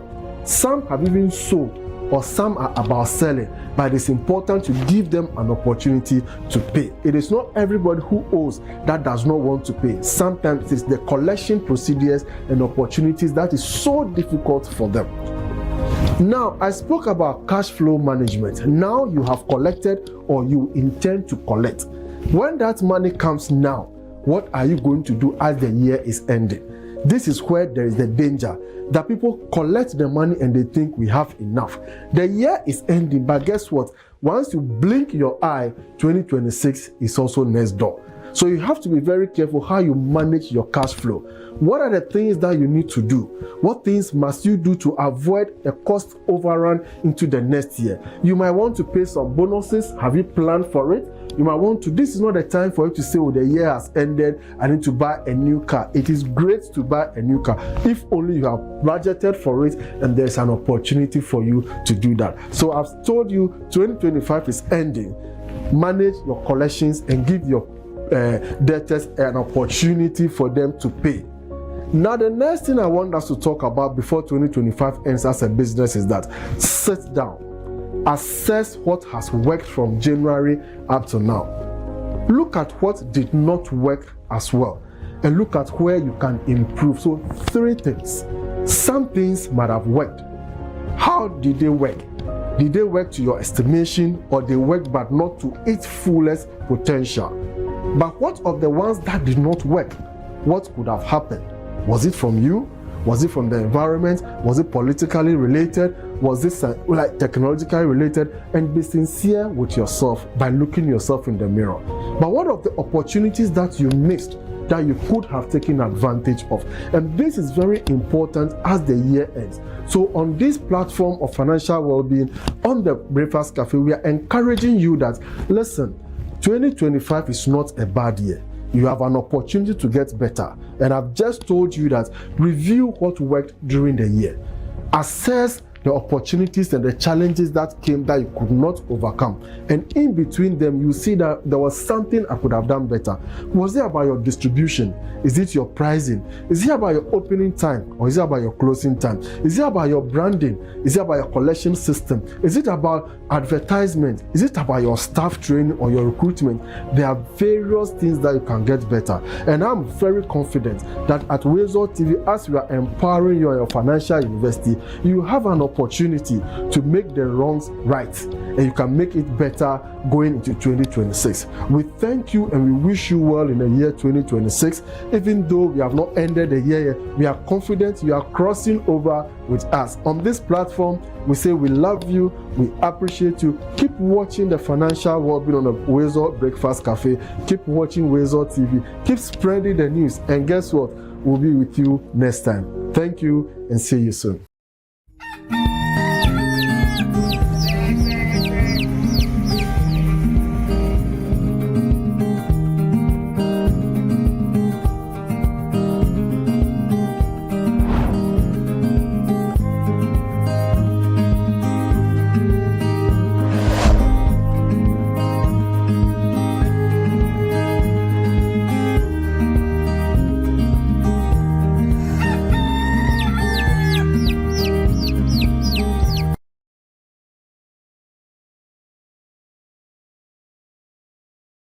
All right, so thank you for still staying with us right here on WoezorTV. Earlier we had Godfred come your way with sports. Asanto also came with e-update.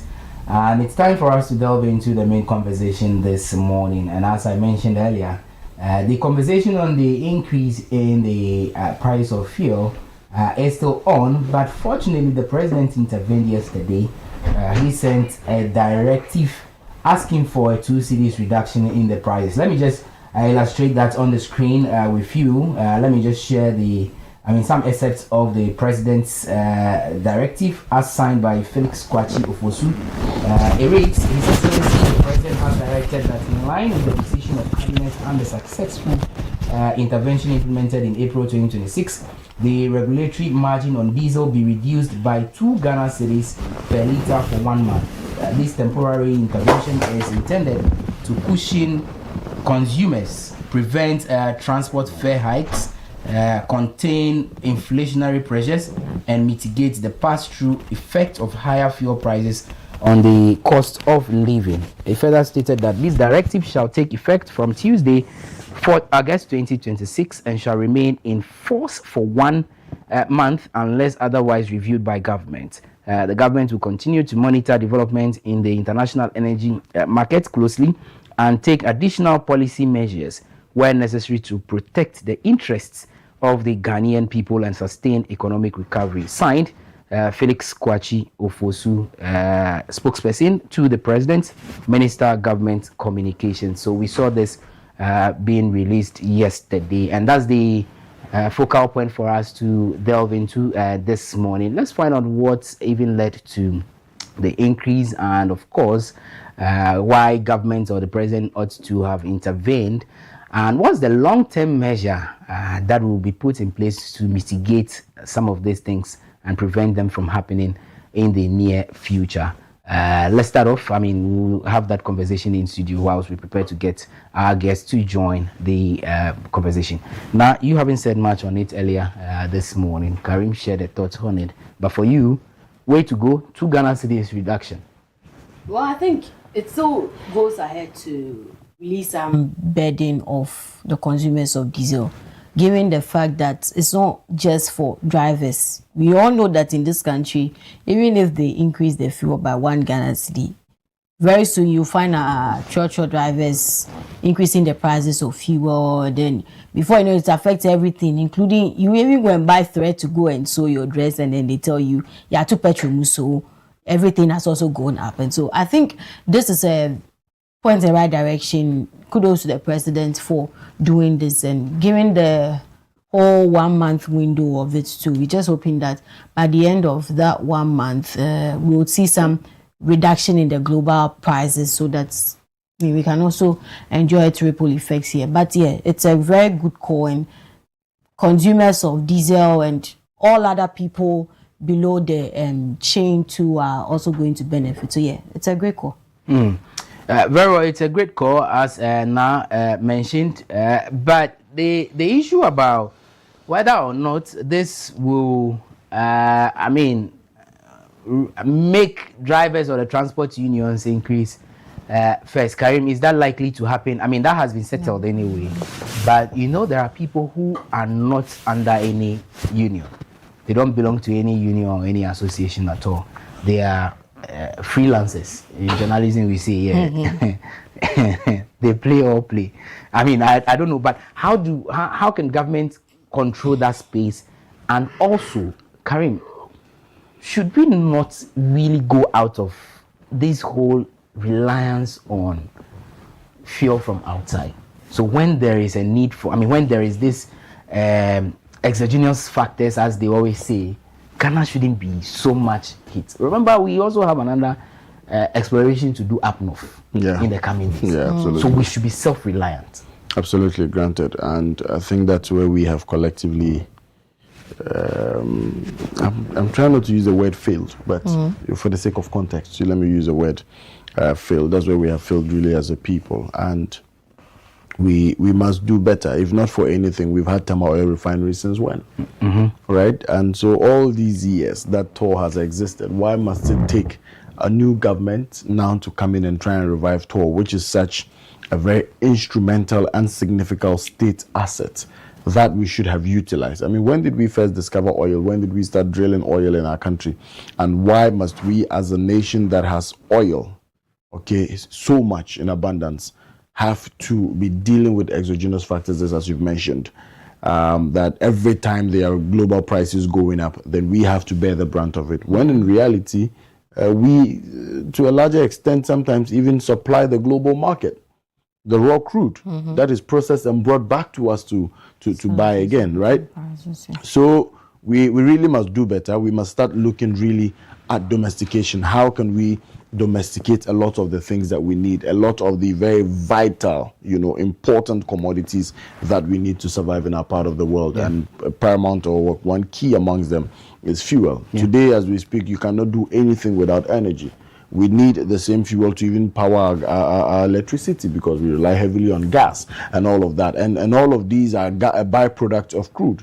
So at the end of the day, we have a lot of work to do, and we must really start looking at how best we can put systems in place to ensure that, irrespective of what the global situation may be or the global crisis may be, we in Ghana, we within the African continent, should be able to survive. We should be determining what, the prices and the rate and all of these things should be. Remember the last time we had a conversation about cocoa, and I said, how on earth do we grow cocoa here in West Africa or on the African continent? Meanwhile, the price of cocoa is determined abroad. I mean, it makes absolutely no sense, right? That we grow it, we cultivate it, but its price is determined outside the areas where it is cultivated. And at the end of the day, it is processed and the finished products are brought back to us to sell again. It's pretty much the same thing we are seeing with the oil situation. Fortunately for us, the Tema oil refinery today is up and running. They've received their first batch, or I think second batch, of Ghanaian crude, and the president has done some commissioning, and we are hoping that they will start processing and start serving the local market. Perhaps when some of these things start happening and start moving at a larger scale, we see them expand and all of that, then maybe you would see it affecting the prices of these commodities significantly. So irrespective of what's happening in the Strait of Hormuz or what's happening in Russia or Ukraine or wherever, we should still be able to survive and still be able to afford. Like I mentioned, you cannot do anything today without diesel. Yeah. You cannot do anything today without petrol. You cannot do anything today without LPG. And so these have become part and parcel of our daily lives. And for that matter, when its prices shoot up, or there are some volatilities with these prices, it becomes a matter of concern, and everybody would definitely be concerned. But like I said in my earlier remarks this morning, that we must commend the government for the step that it has taken. Randy, you cannot belittle the contribution of the government of His Excellency John Dramani Mahama as far as prices of fuel, is concerned. All right, and like I said earlier, all things remaining equal, let's agree that our economy was terrible. Okay, let's agree that inflation is still hovering in the 50s of percentages.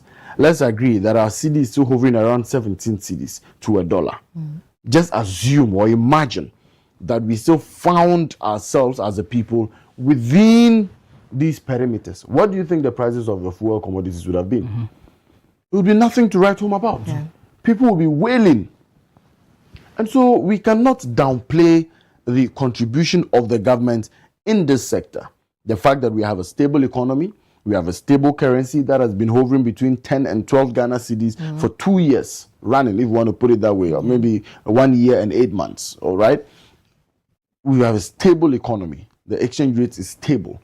Then inflation has dropped into single digits. And today we are faced with such a challenge. And the government still goes further to say that take 2 Ghana cedis off the price of diesel, because that is what would affect majority of the people. And I gave you context. I say a lot of our public transports use diesel. So the trotros that we pick, the VIP buses that we pick, the STC buses that we pick, the Metro Mass buses that we pick, a lot of them rely on diesel. A lot of factories, industries rely on diesel. So at the end of the day, the impact would be largely felt by the end users of products that use diesel. So if you bought trotro and diesel prices are shooting up, what it means is that when the trotro drivers decide to increase their prices, it would affect you. People who produce or manufacture, who largely use diesel, if you don't reduce the cost of diesel, they factor that into their prices. And what that means is that the end price of the product will go up, because it will tell you that the price of diesel has gone up. The farmer who brings the commodities from the market, who uses the Kia or the van or the truck, which runs on diesel, will tell you that ya tutu diesel buo muntimi transport to Kosoro into no misumi beto to me prices me. I hope you're getting the point. So at the end of the day, those who would benefit from the reduction are enormous. You might say 2 cedis is not anything, but 2 cedis is a lot of money, because you're looking at about a 12% reduction. And that is 12% per liter. So every liter you are buying, 2 cedis is being taken off. So if you are buying 5 liters, that is 10 cedis. If you are buying 10 liters, that is 20 cedis. If you are buying 20 liters, that is 40 cedis. So just look at it in that light. Me, I buy 100 liters. Yes, to fill my tank. So if I'm filling my tank for 100 liters. Now about buffers. You recall when this Strait of Hormuz thing started early part of the year or so? We had that announcement that, well, we shouldn't be deterred. There will be enough cushioning. There will be enough buffers that can take us on and on and on and on. But I mean, lo and behold, here we are again. Karim, and you see, it is good that the president intervened, but one will also say that who took us there? Being very objective. We saw the mess in the last 4 years, which we told ourselves we don't have to go back there. Why are we back there? Why are we almost there or heading there? You have given us factors. But I see this morning, to the ordinary trotro man, and I sat in a trotro, I mean, you know, always, yesterday, and that was what a guy said. And this is one guy, you realize he's at the school, he goes school, in mind day. And he was asking the question I'm just asking. Okay, we said the other one was terrible. They took us to that level. We got a change. That we believe that we wouldn't go back to that era. Why are we even heading there? And we are saying that what is happening now is way beyond is of no fault of the government. What is happening now is of no fault of the government. It is beyond the government. Okay, it is above the government. Yeah. And I gave you parameters, and I said that let's imagine that we found ourselves in a time that this Iran, Israel, America battle is happening. Yeah. And inflation is still in the 50s of percentages, and that our currency is still hovering around 70. Please, hold on a second. I'm good. Okay. First of all, let me start off. Let me get your reactions. Yesterday we saw the directive from the president, or more or less like government, asking for a 2 cedis reduction at the pumps. Is that reflecting when you go to the pumps? That's 1, and 2. I mean, what's your take on that directive from the president? You say you want our reaction. Your lawyer has a problem. You want come again? Okay, so Godfred, I'm asking. I mean, the president has given a directive that we see some 2 cedis reduction at the pumps. From GPRTU's point of view, what's your take on that? Good. The bottom line is that the fuel prices after yesterday morning, they all of us a shock. So we had initiated a meeting with the Minister of Transport to see whether there could be some possible negotiation for fare increment. But while at the meeting, we had a release from the presidency that they have received taken out 2 cedis out of the fuel prices. Now that 2 cedis has actually brought the fuel back to where it was before yesterday morning figures. So we said that was a timely intervention, and then our meeting actually ended short. So there was no point to discuss of fare increment again when the president has done something very credible to all of us. So on that we said that today we intend to issue a communique to approach the president for the timely intervention, and that we think that such actions will always save every traveling public in Ghana. So we have that communique that we should today.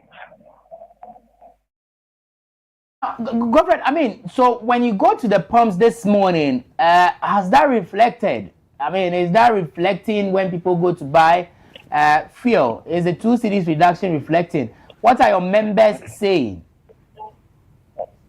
No, you don't expect that all of them will act at once. That's why they have a body that regulates them. So the MPA will go around and do that. Some have responded and some have not responded fully. But it's left to the action of the MPA to go around and make sure all of them comply. We will not have anything so much to worry about that. When you speak, I mean, definitely you are in charge of GPRT, but the concerns many ways, and even on the show here, is that there are people or there are drivers who are not in that bracket, the GPRTU bracket. Some don't belong to any union at all. How do you control such people? No, what we are doing does not only limit only the bracket of GPRTU. We have involved all other sectors of the hospital. The GRSG are there, concern are there, and then putting threats on the photo and other social groups. They are all part of it. So when we actually get this committee issue, we also do our bit to make sure all our members do comply.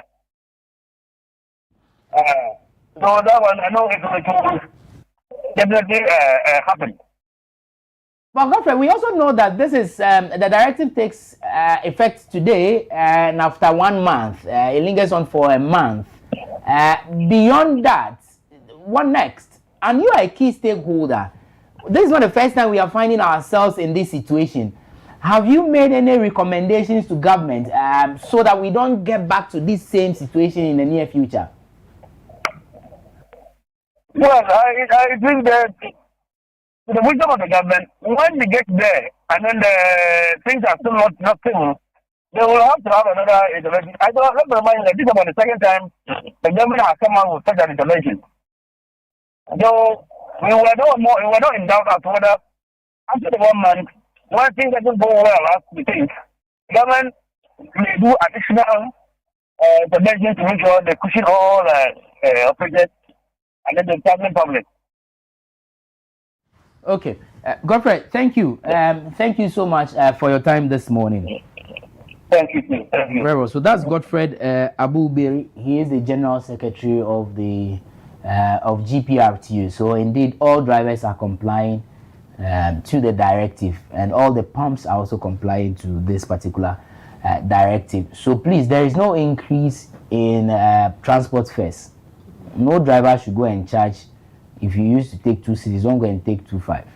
Ebeyen tokwa, yempesa, and say what happened. Say yen tokwa over 50 pesos. Karim, sorry, I had to cut you short. Do you still remember your line? I've lost my chain of thought. Give him water to.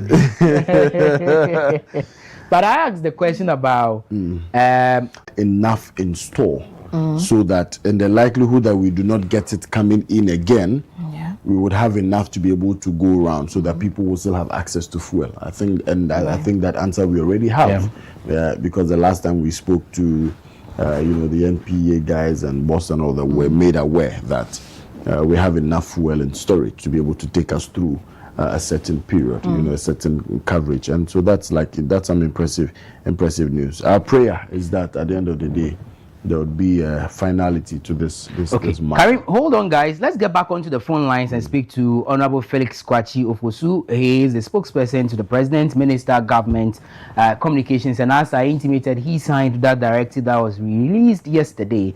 But let's find out what really preempted this particular directive. Honorable, good morning, and thank you so much for joining us here on WoezorTV. How are you, sir? Oh, good morning. It's a pleasure to speak to you. Very well. Honorable, first of all, let's get a clarity. What led to this directive, the 2 cities reduction in the price of fuel? Well, you recall that sometime in April, when the US-Iranian conflict first broke out, there was a sudden increase in world market prices of crude oil and finished products. And this resulted in an immediate upsurge in prices at the pump in Ghana.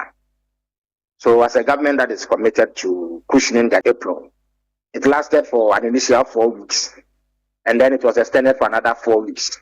After that, there was some thaw in the conflict, the US-Iranian conflict. And so crude oil prices and finished products prices on the markets began to tumble, and that also led to reductions at the pump.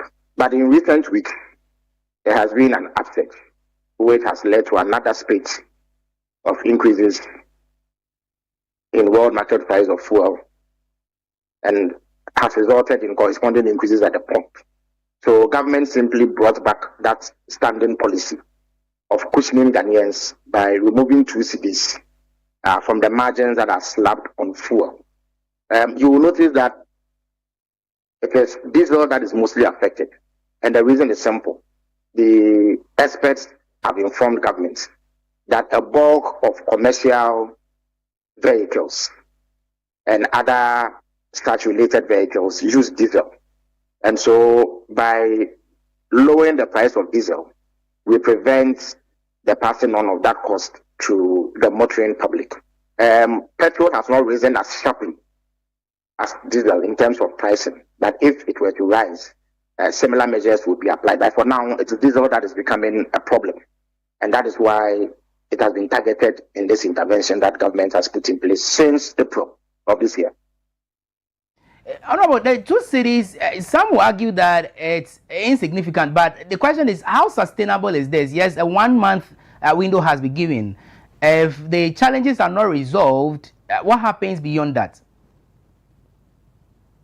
To begin with, I disagree with the notion that the 2 cities reduction is not significant. It is very significant. If you take, and this is a reduction in the price of a gallon alone. So if you take, a reduction in the price of a liter, I beg your pardon. So it's 2 cedis reduction per liter. If you multiply that by 4.5 liters, which constitutes a gallon in Ghana, you are talking close to 9 cedis reduction in the price of fuel per gallon, and that is quite significant. And that is how come you find that any time that we have implemented this measure, transport fares have not gone up, and it has not created the sort of rippling effects that would impose hardships on the people. In terms of sustainability, these are margins, and they go to the regulator and industry players. They use some of it as cross-subsidy. For instance, there's one that keeps fuel prices uniform across the country so that you don't buy fuel at a different price in Accra and buy it at another price in Bolga. So that there's no such disparity, especially in more rural areas where the purchasing power is generally lower than it is in urban areas. But government has sat down and assessed the situation and engaged industry players and the regulator, which is the MP, and come to the conclusion that when we remove those margins, it brings relief to the consumer, whilst at the same time does not endanger government's fiscal plans for the year. And therefore, it is sustainable. Also, as the release indicated, we are monitoring the situation on a daily basis. As and when there are changes which require additional or new measures, they will be announced. Ultimately, government's intention is to cushion Ghanaians against hardships. You will recall that sometime between 2022 and 2024, Ghanaians went through extreme hardships. The primary cause of that was a deterioration in the macroeconomic situation. The sharp decline in the value of the cedi and rising inflation led to a situation where fuel prices went through the roof. So, for instance, in November 2022, fuel sold at the Ghanaian pump for 23 Ghana cedis. That is a liter of diesel. And then I think petrol sold for 18 cedis also. At that time, the world market price of crude oil was the same as it is today, around $84 a barrel. And yet, fuel prices went to 23 cedis. It is selling for the same price today, and yet fuel is just around 16, 17 cedis if you take into account the 2 cedi reduction. So one may inquire as to why there is such a huge disparity between prices in 2022 and prices in 2026. The difference is that the exchange rate has been stable. The cedi has gained in value. So as I speak to you, the cedi is under 12 cedis on the interbank market. In 2022, it was 17.2 to a dollar. And so if you multiply $84 by 17.2, you find that the outcome will be higher than if you multiply $84 by, let's even say 12 cedis. And that is the reason why fuel prices are lower now than they were in 2022 under the NPP, even though the price of crude oil is the same across both periods. And so in terms of sustainability, we believe that there are ways that we can continue to cushion the Ghanaian public without adversely impacting our fiscal position. Beyond all of these clarifications, I mean, one also raised the point that it's not high time we look within. What's the latest updates on tour? Well, I think only last weekend, and I'm sure your station covered the event, the president received the first 1 million barrels of crude at tour. And the idea is for them to process it into finished products. Once that happens, fuel prices become cheaper because currently we are having to import finished products from abroad. If you take out the price of the product on the world market, there is an issue of freight, insurance, and what have you.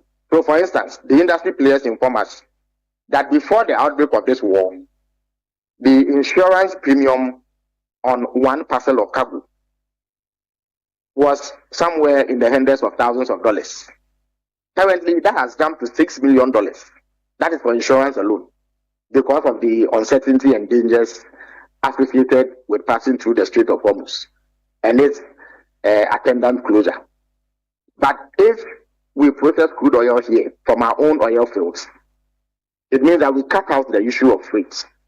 Also, if we import finished products, it is more expensive than when we import crude oil. So even if Tor were to import crude oil and refine it here, the product will be cheaper than when we import finished products. We also save Forex, that is foreign exchange, which then reduces the pressure that is brought to bear on our currency. So it is a win-win situation.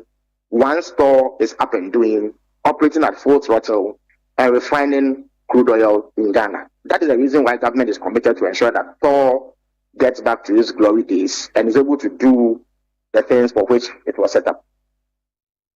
That's also clear, but Honorable, don't you also think that it's high time as a country we start looking for other alternatives? The green transition is becoming a global core. Is this something we should be considering in the coming days or years? Of course, work continues on tapping into renewable energy. We have significant solar energy installations. Indeed, the reports show that close to 80 to 90,000 EV vehicles are currently on the roads in Ghana, and it is increasing by the day. So people are naturally gravitating towards using green energy, which in the long run is cheaper than fossil fuel. But in between the time that we transition fully from reliance on fossil fuel to green energy, something must be done about fossil fuel, whose prices are going through the roof and have the, there is a likelihood that it will impose hardships on the people of Ghana, and that is what we seek as a government to prevent. Okay, thank you, Honorable. And also the other argument is about the fact that not every vehicle owner or a transport operator belongs to a particular union. What's the directive and then the consents for such group of people who might not necessarily adhere to the directives given by the government as far as increments in price? I think that the overwhelming majority of commercial transport operators belong to one union or the other. There's Protea, there's GPRTU. Only a few of them may not belong to a union. So as far as that goes, there appears to be a handle on the situation. The GPRTU and Protea are in regular touch with government. Indeed, I'm informed that only yesterday, the Minister for Transport engaged the transport unions when some threats about increasing transport fares emerged. So that is being handled by government. And so far, the discussions have gone well, coupled with the reduction. In fact, those discussions were held even before government announced the 2 cedi reduction. And so you see that government is doing what it can to ensure that we do not see hikes in transport fares. But as for those who do not belong to the unions, it is a reason why there are options. So if anybody engages in rent-seeking behavior and charges abnormal fares when there's no basis for doing so because fuel prices have come down, I'm sure that consumers have a way, or if you like, the motoring public have a way of responding to that to ensure that that does not become the dominant behavior in the market. Wrapping up, I mean, if the situation escalates as far as the pricing in the global market is concerned, as a country, do we have enough buffers to take us, and for how long? Oh, I think that so far, strategies have not happened in Ghana because we appear to have a robust system that is able to source crude oil without any difficulty. We have strategic reserves, but those reserves are limited in terms of how long they will last. Ideally, once the value chain continues to operate and it flows smoothly, there shouldn't be any problem. Currently, we do not appear to have that problem to begin with. But as and when there are further price movements, government will study the situation and respond appropriately in a manner that cushions the people of Ghana against any hardships. Thank you for your time this morning. Pleasure is mine. So, viewers, that's it. Brief explanation and clarification from Honorable Felix Kwachi of Osu, the Minister for Government Communications. He joined us. Hopefully, we get to speak to an industry player, Benjamin Insia, as well, so he can also add his voice to this particular one. But Karim, I think that the explanation you gave earlier with regards to why it looks as if the concentration is on the diesel vehicles has been settled. I mean, absolutely, because when you look at it, like I said, they are people who benefit directly and indirectly from the use of diesel are in the majority, and so it only makes sense that you touch on it. Those who use petrol, they have money. That was on a lighter note. But yeah, I mean, they're mostly commercial vehicles, industries, you know, factories, whatever. Everybody runs on diesel, even generators and all of that. They run on diesel, and so you can expect that. That is why diesel prices keep shooting up like that, you know. And I mean, diesel doesn't burn as fast as petrol. So even me now, by the grace of God, I'm looking for money. Maybe they should give me one of Miracle's bank accounts. Why your car uses diesel? Petrol. That big car? Which one? My car is a small car, please, I beg you. Oh, you are driving F-150. You are telling me your car is a small car. It's not F-150. It's pickup. Why are you behaving like a politician? It's pickup. Why are you behaving like a politician? Which of them? Should I put the pictures up? Anyway, but beyond that, you listen to Honorable Felix. No, yes. Clarified. But are you convinced with the buffers, the explanation is given, that in case this situation escalates, because we don't have control over Iran, Israel. No, of course, absolutely, and like I mean, every government would definitely be putting things in place. Every government would definitely have a foresight and have a plan in mind. Even if there's no immediate plan, there's the assumption that something is likely to happen, and if it happens, how do we deal with it? And I believe that since this government assumed office in January of 2025, they have proven time without number that they are up to the task and they are ready to come in and salvage the situation whenever an emergency of this nature comes up. Remember that this is not the first time we are seeing government intervening in this space and asking for a reduction on the prices of fuel. They did it already, and now they are doing it again. And I'm sure that as times go on, they would have other plans or other arrangements to put in place to ensure that at the end of the day, the end user or the Ghanaian citizen does not feel the brunt of what's happening in Israel and Iran, and of course with America's involvement in all of that. So I want to believe that the government knows exactly what they're doing, and I want to trust that the government will do what is right by the Ghanaian people. Like I've always said, it's unfortunate that we find ourselves in such a situation, but clearly what happens within the global space it's obviously of no fault of ours, but in the long run, it inadvertently affects us. And so while we are doing all of the things that we do, we must always be planning and preparing towards that. I've always said that no state is an island. No nation is an island on its own. Whatever happens in Burkina Faso would affect Ghana. Whatever happens in the cracks of the conversation we are having here today, everybody would accept the fact that these global challenges would have an effect on nations across the globe. But the most important thing is not sitting down and complaining, but what measures do you put in place to ensure that your citizens do not feel the heat of these challenges that we are talking about today? And like I told you, today as we speak, and the minister himself clarified it, that inflation has dropped to single digits. That today our currency is performing very well, between 10 to 12 Ghana cedis. Okay? And also to add that the government has also decided that I'm taking 2 cedis off the price of diesel to cushion the Ghanaian people. In the past, we never had that. It was given to us wholesale. The government did not intervene.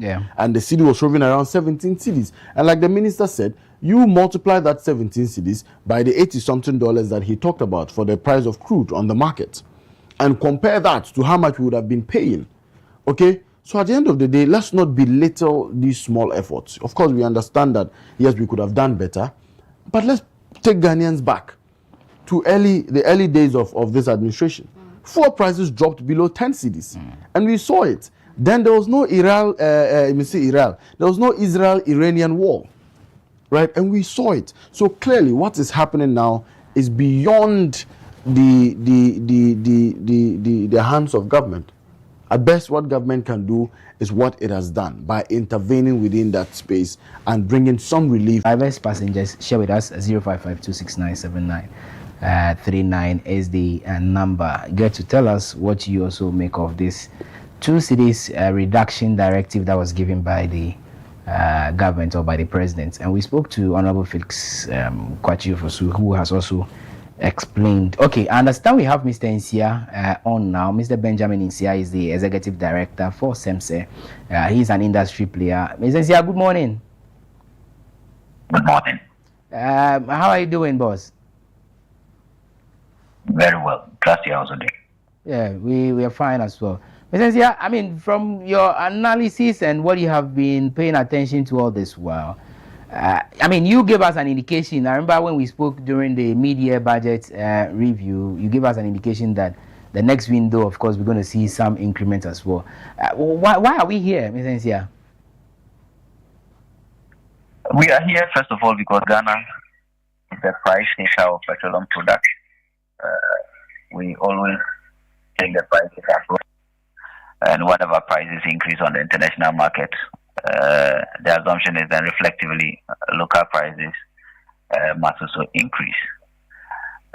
Two, I also think that we are here because there is a war in the Gulf areas, and this war has created some disruptions in the supply of the product, has created some risks associated with the supply of the product, and thereby increasing premiums. So we are here because of Donald Trump or America, Iran, and then Israel. And their geopolitical conflict on the impact of petroleum product. That's why we are here. Okay, that's fair, but focus is on commercial transport operators or CTOs. The focus is easing burden on firms and households that mostly use petroleum products. We don't also mention the interventions' positive impact on macroeconomic stability. I think that whatever government is doing is also ensure that we are able to meet most of our macroeconomic targets in terms of inflation, in terms of interest rate, in terms of policy rate, in terms of exchange rate, in terms of revenue expectations, because when prices of petroleum products are very higher or surge to certain levels, its consumption declines. Even though it's an inelastic product, the consumption comparatively declines at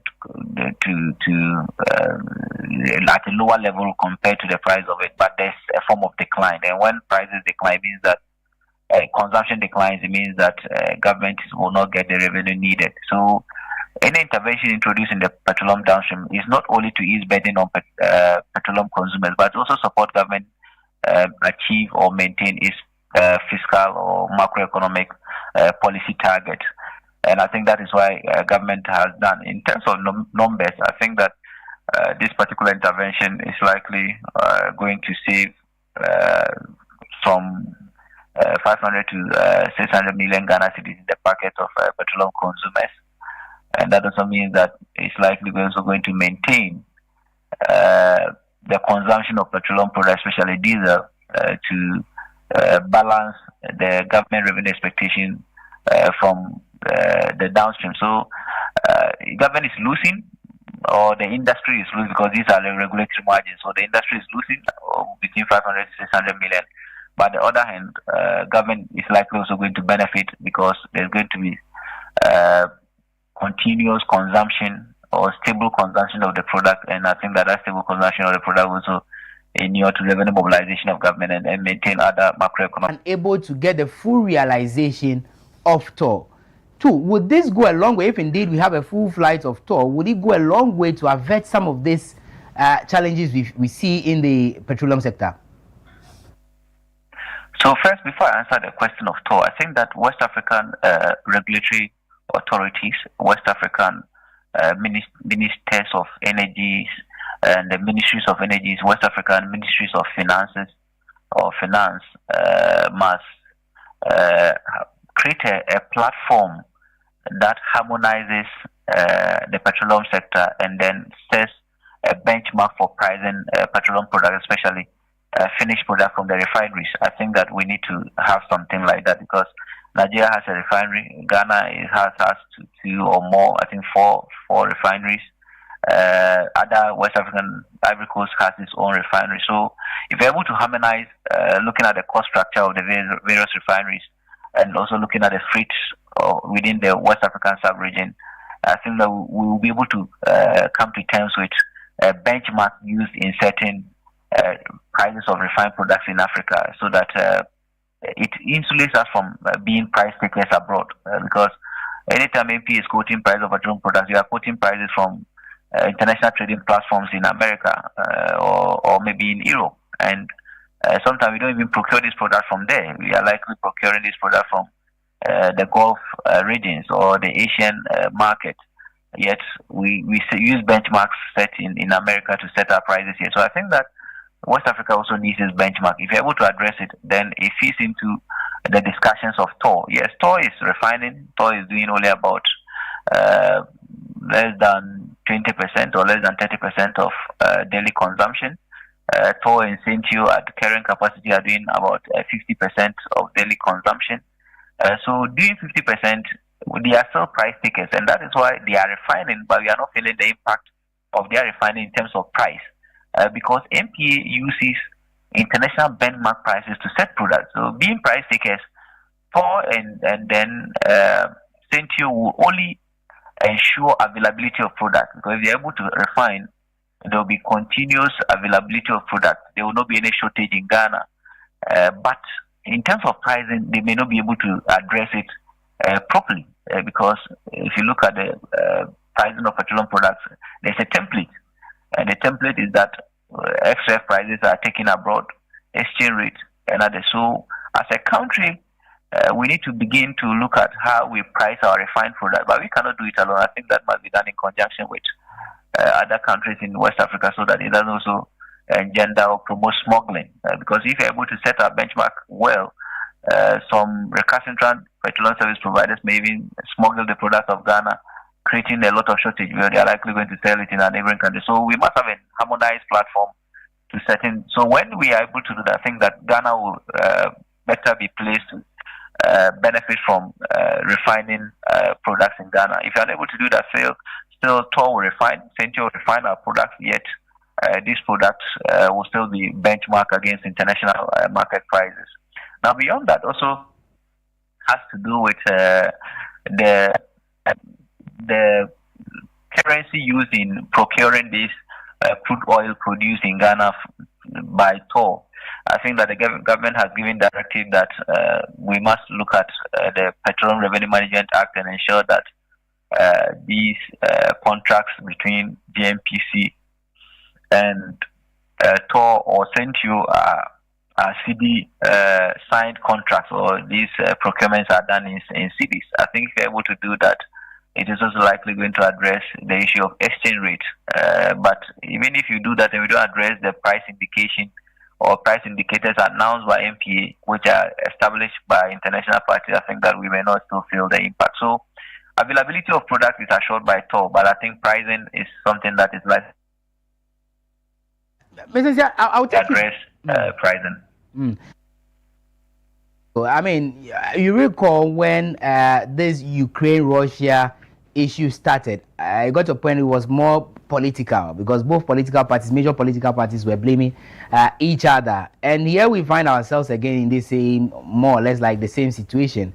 What are we exactly not doing right? And what will be your recommendations? What must we do to ensure that this thing probably ends, so that whatever happens in Ukraine or whatever happens in Iran and that is 2. 3, I also think that we need a very flexible fiscal regime in the petroleum downstream, and this flexible fiscal regime automatically adjusts taxes or adjust margins based on price outlook, because if we had an automatic fiscal regime on the build-up, it wouldn't take central government to intervene. The moment the prices surge beyond a seal, automatically GRA triggers, and then prices relax, or the taxes are relaxed to keep prices within the threshold.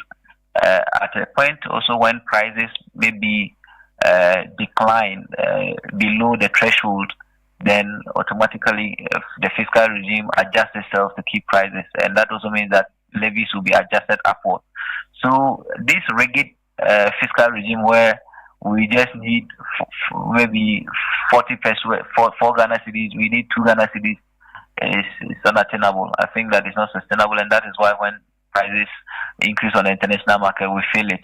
So we need a very flexible regime. In other jurisdictions that use petroleum prices to plan their economy, I think that they have a very flexible fiscal regime where they have price ceiling for their, which is not a subsidy anyway. They have a price ceiling and also have a price floor for some of these products. As a country, we may also need to look at our asymmetric information. There's lack of information when we talk of pricing. The ADCs are quoting premiums. We don't even know the sources of the premiums or whether what they are quoting is the right thing or not. But if we begin to refine, we know at least Tor is the company that sells to these BDC. We'll be able to sum up the supply premium or the premiums they charge and actually know. So I think that beyond some of these things, the MPA must begin to interrogate the market, find all the cost sources, and then publish these cost sources on their website so that periodically CSOs and interested persons also review and compare these sources to sources abroad or sources within the sub-region to know whether our BDCs are taking advantage of us or not.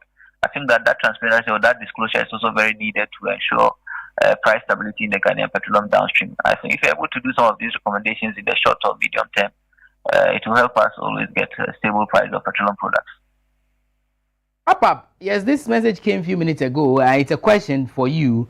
What exactly are we sacrificing for the two cities, or what are we substituting the two Ghana cities for?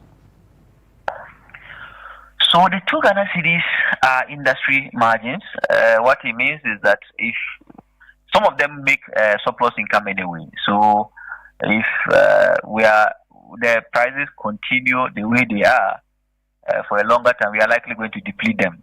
And if you are depleting them, we are sacrificing fuel quality. We are sacrificing effective fuel distribution. We are sacrificing, in quotes, poor infrastructure or logistics in the downstream. And if we continue to pay and deplete, or we continue to relax these margins and deplete it, what it also means is that we are likely going to sacrifice zonalization or primary distribution of the products to other zones across the country, and that may also affect tanker BRV owners and their BRV operations in Ghana, and also creating some form of unemployment in the petroleum downstream. Thank you for your time this morning. We appreciate it. Very well. So, viewers, Mr. Nsia Benjamin is the Executive Director, SEMSE, also adding his voice to the conversation. Unfortunately, we have barely 5 minutes to wrap up. I would have loved us to have a conversation on one video, but we'll bring it back tomorrow morning for Potpourri. Let's roll. Now your final words and we are done. We hope that the days ahead will be okay. Donald Trump should settle the scores with the Iranian. I thought they were done with that. Oh, it not be Donald Trump now tell we say the thing is over. Like, Charlie, we beg you people, because our lives are at stake. If they increase the fuel prices right now, the calculations some of us will have to do to balance sheets, it won't be good. Oh, no, but yeah, I just hope that the days ahead will be okay. Yeah. Some good news will come, and then we'll see the way forward. And again, it still, comes back to us, just as Karim said earlier, that we have a number of refineries here. We drill the crude oil here. So why can't we rather invest much into our systems here? Yeah. Why? Yeah. Why can't we drill and we are sending raw materials? And to that's them, the same they thing will with refine, the and then they'll bring it to us at exorbitant price and we'll buy.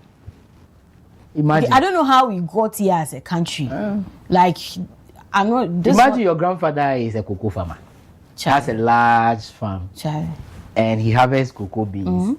Blah blah blah. Sends it to whichever authority. Blah blah blah. Yeah. Now those cocoa in lab-made cocoa.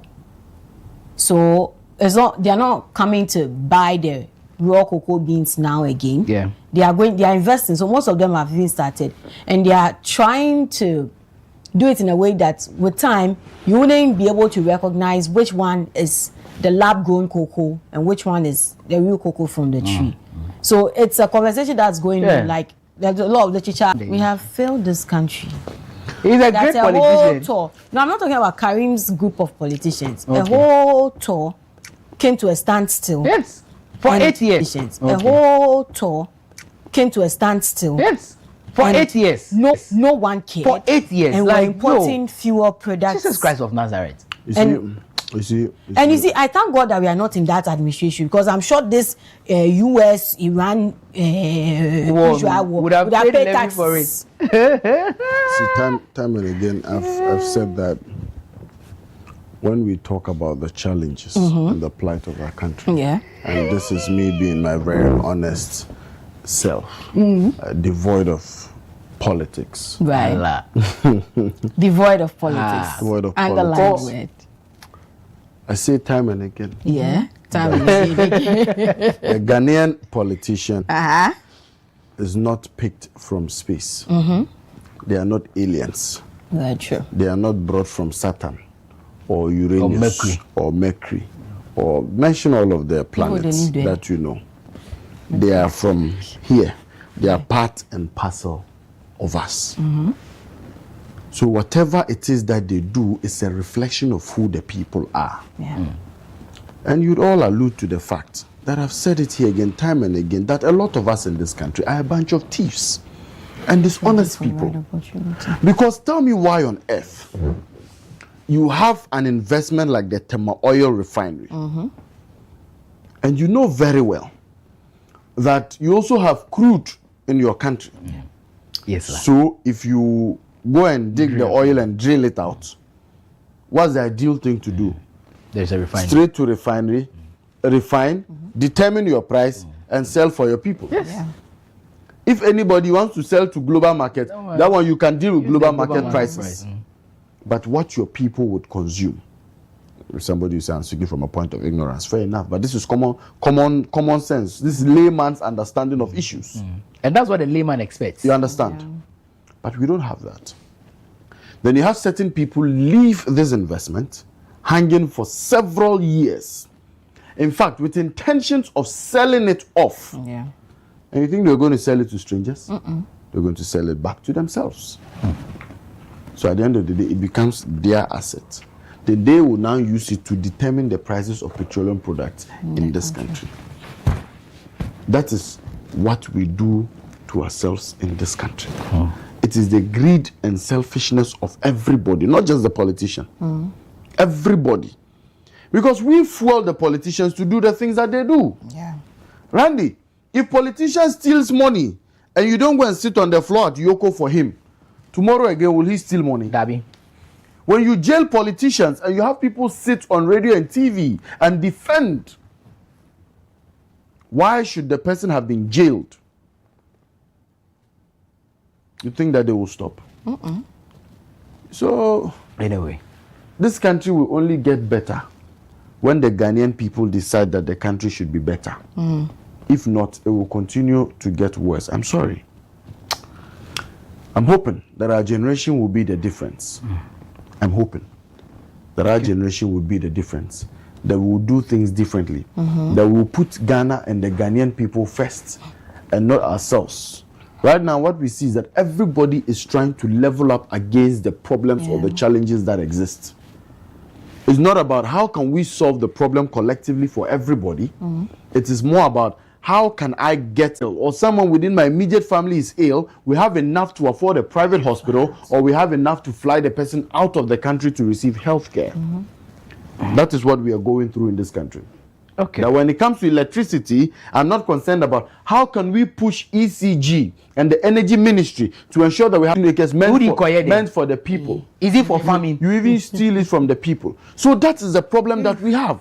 That people who have power, people who have authority, instead of looking for the collective good of the people, how can we fix the problem so that everybody is at ease? It's more about how can I level up above the problems. That is why we find ourselves in this country. And we need to go. That we face. We'll come back to it. And like Karim mentioned, our generation should be the change. Now you wanted to ask something? Oh, no. Okay. Some messages before we go. Okay. Good morning to you, Stephen Gavo. He's been watching right from the very beginning. Karim, you remember we spoke about something of yesterday. I touched on it, and we are coming hard. The various constituencies that are doing that now, it is sad. I know that slots have been given for party people.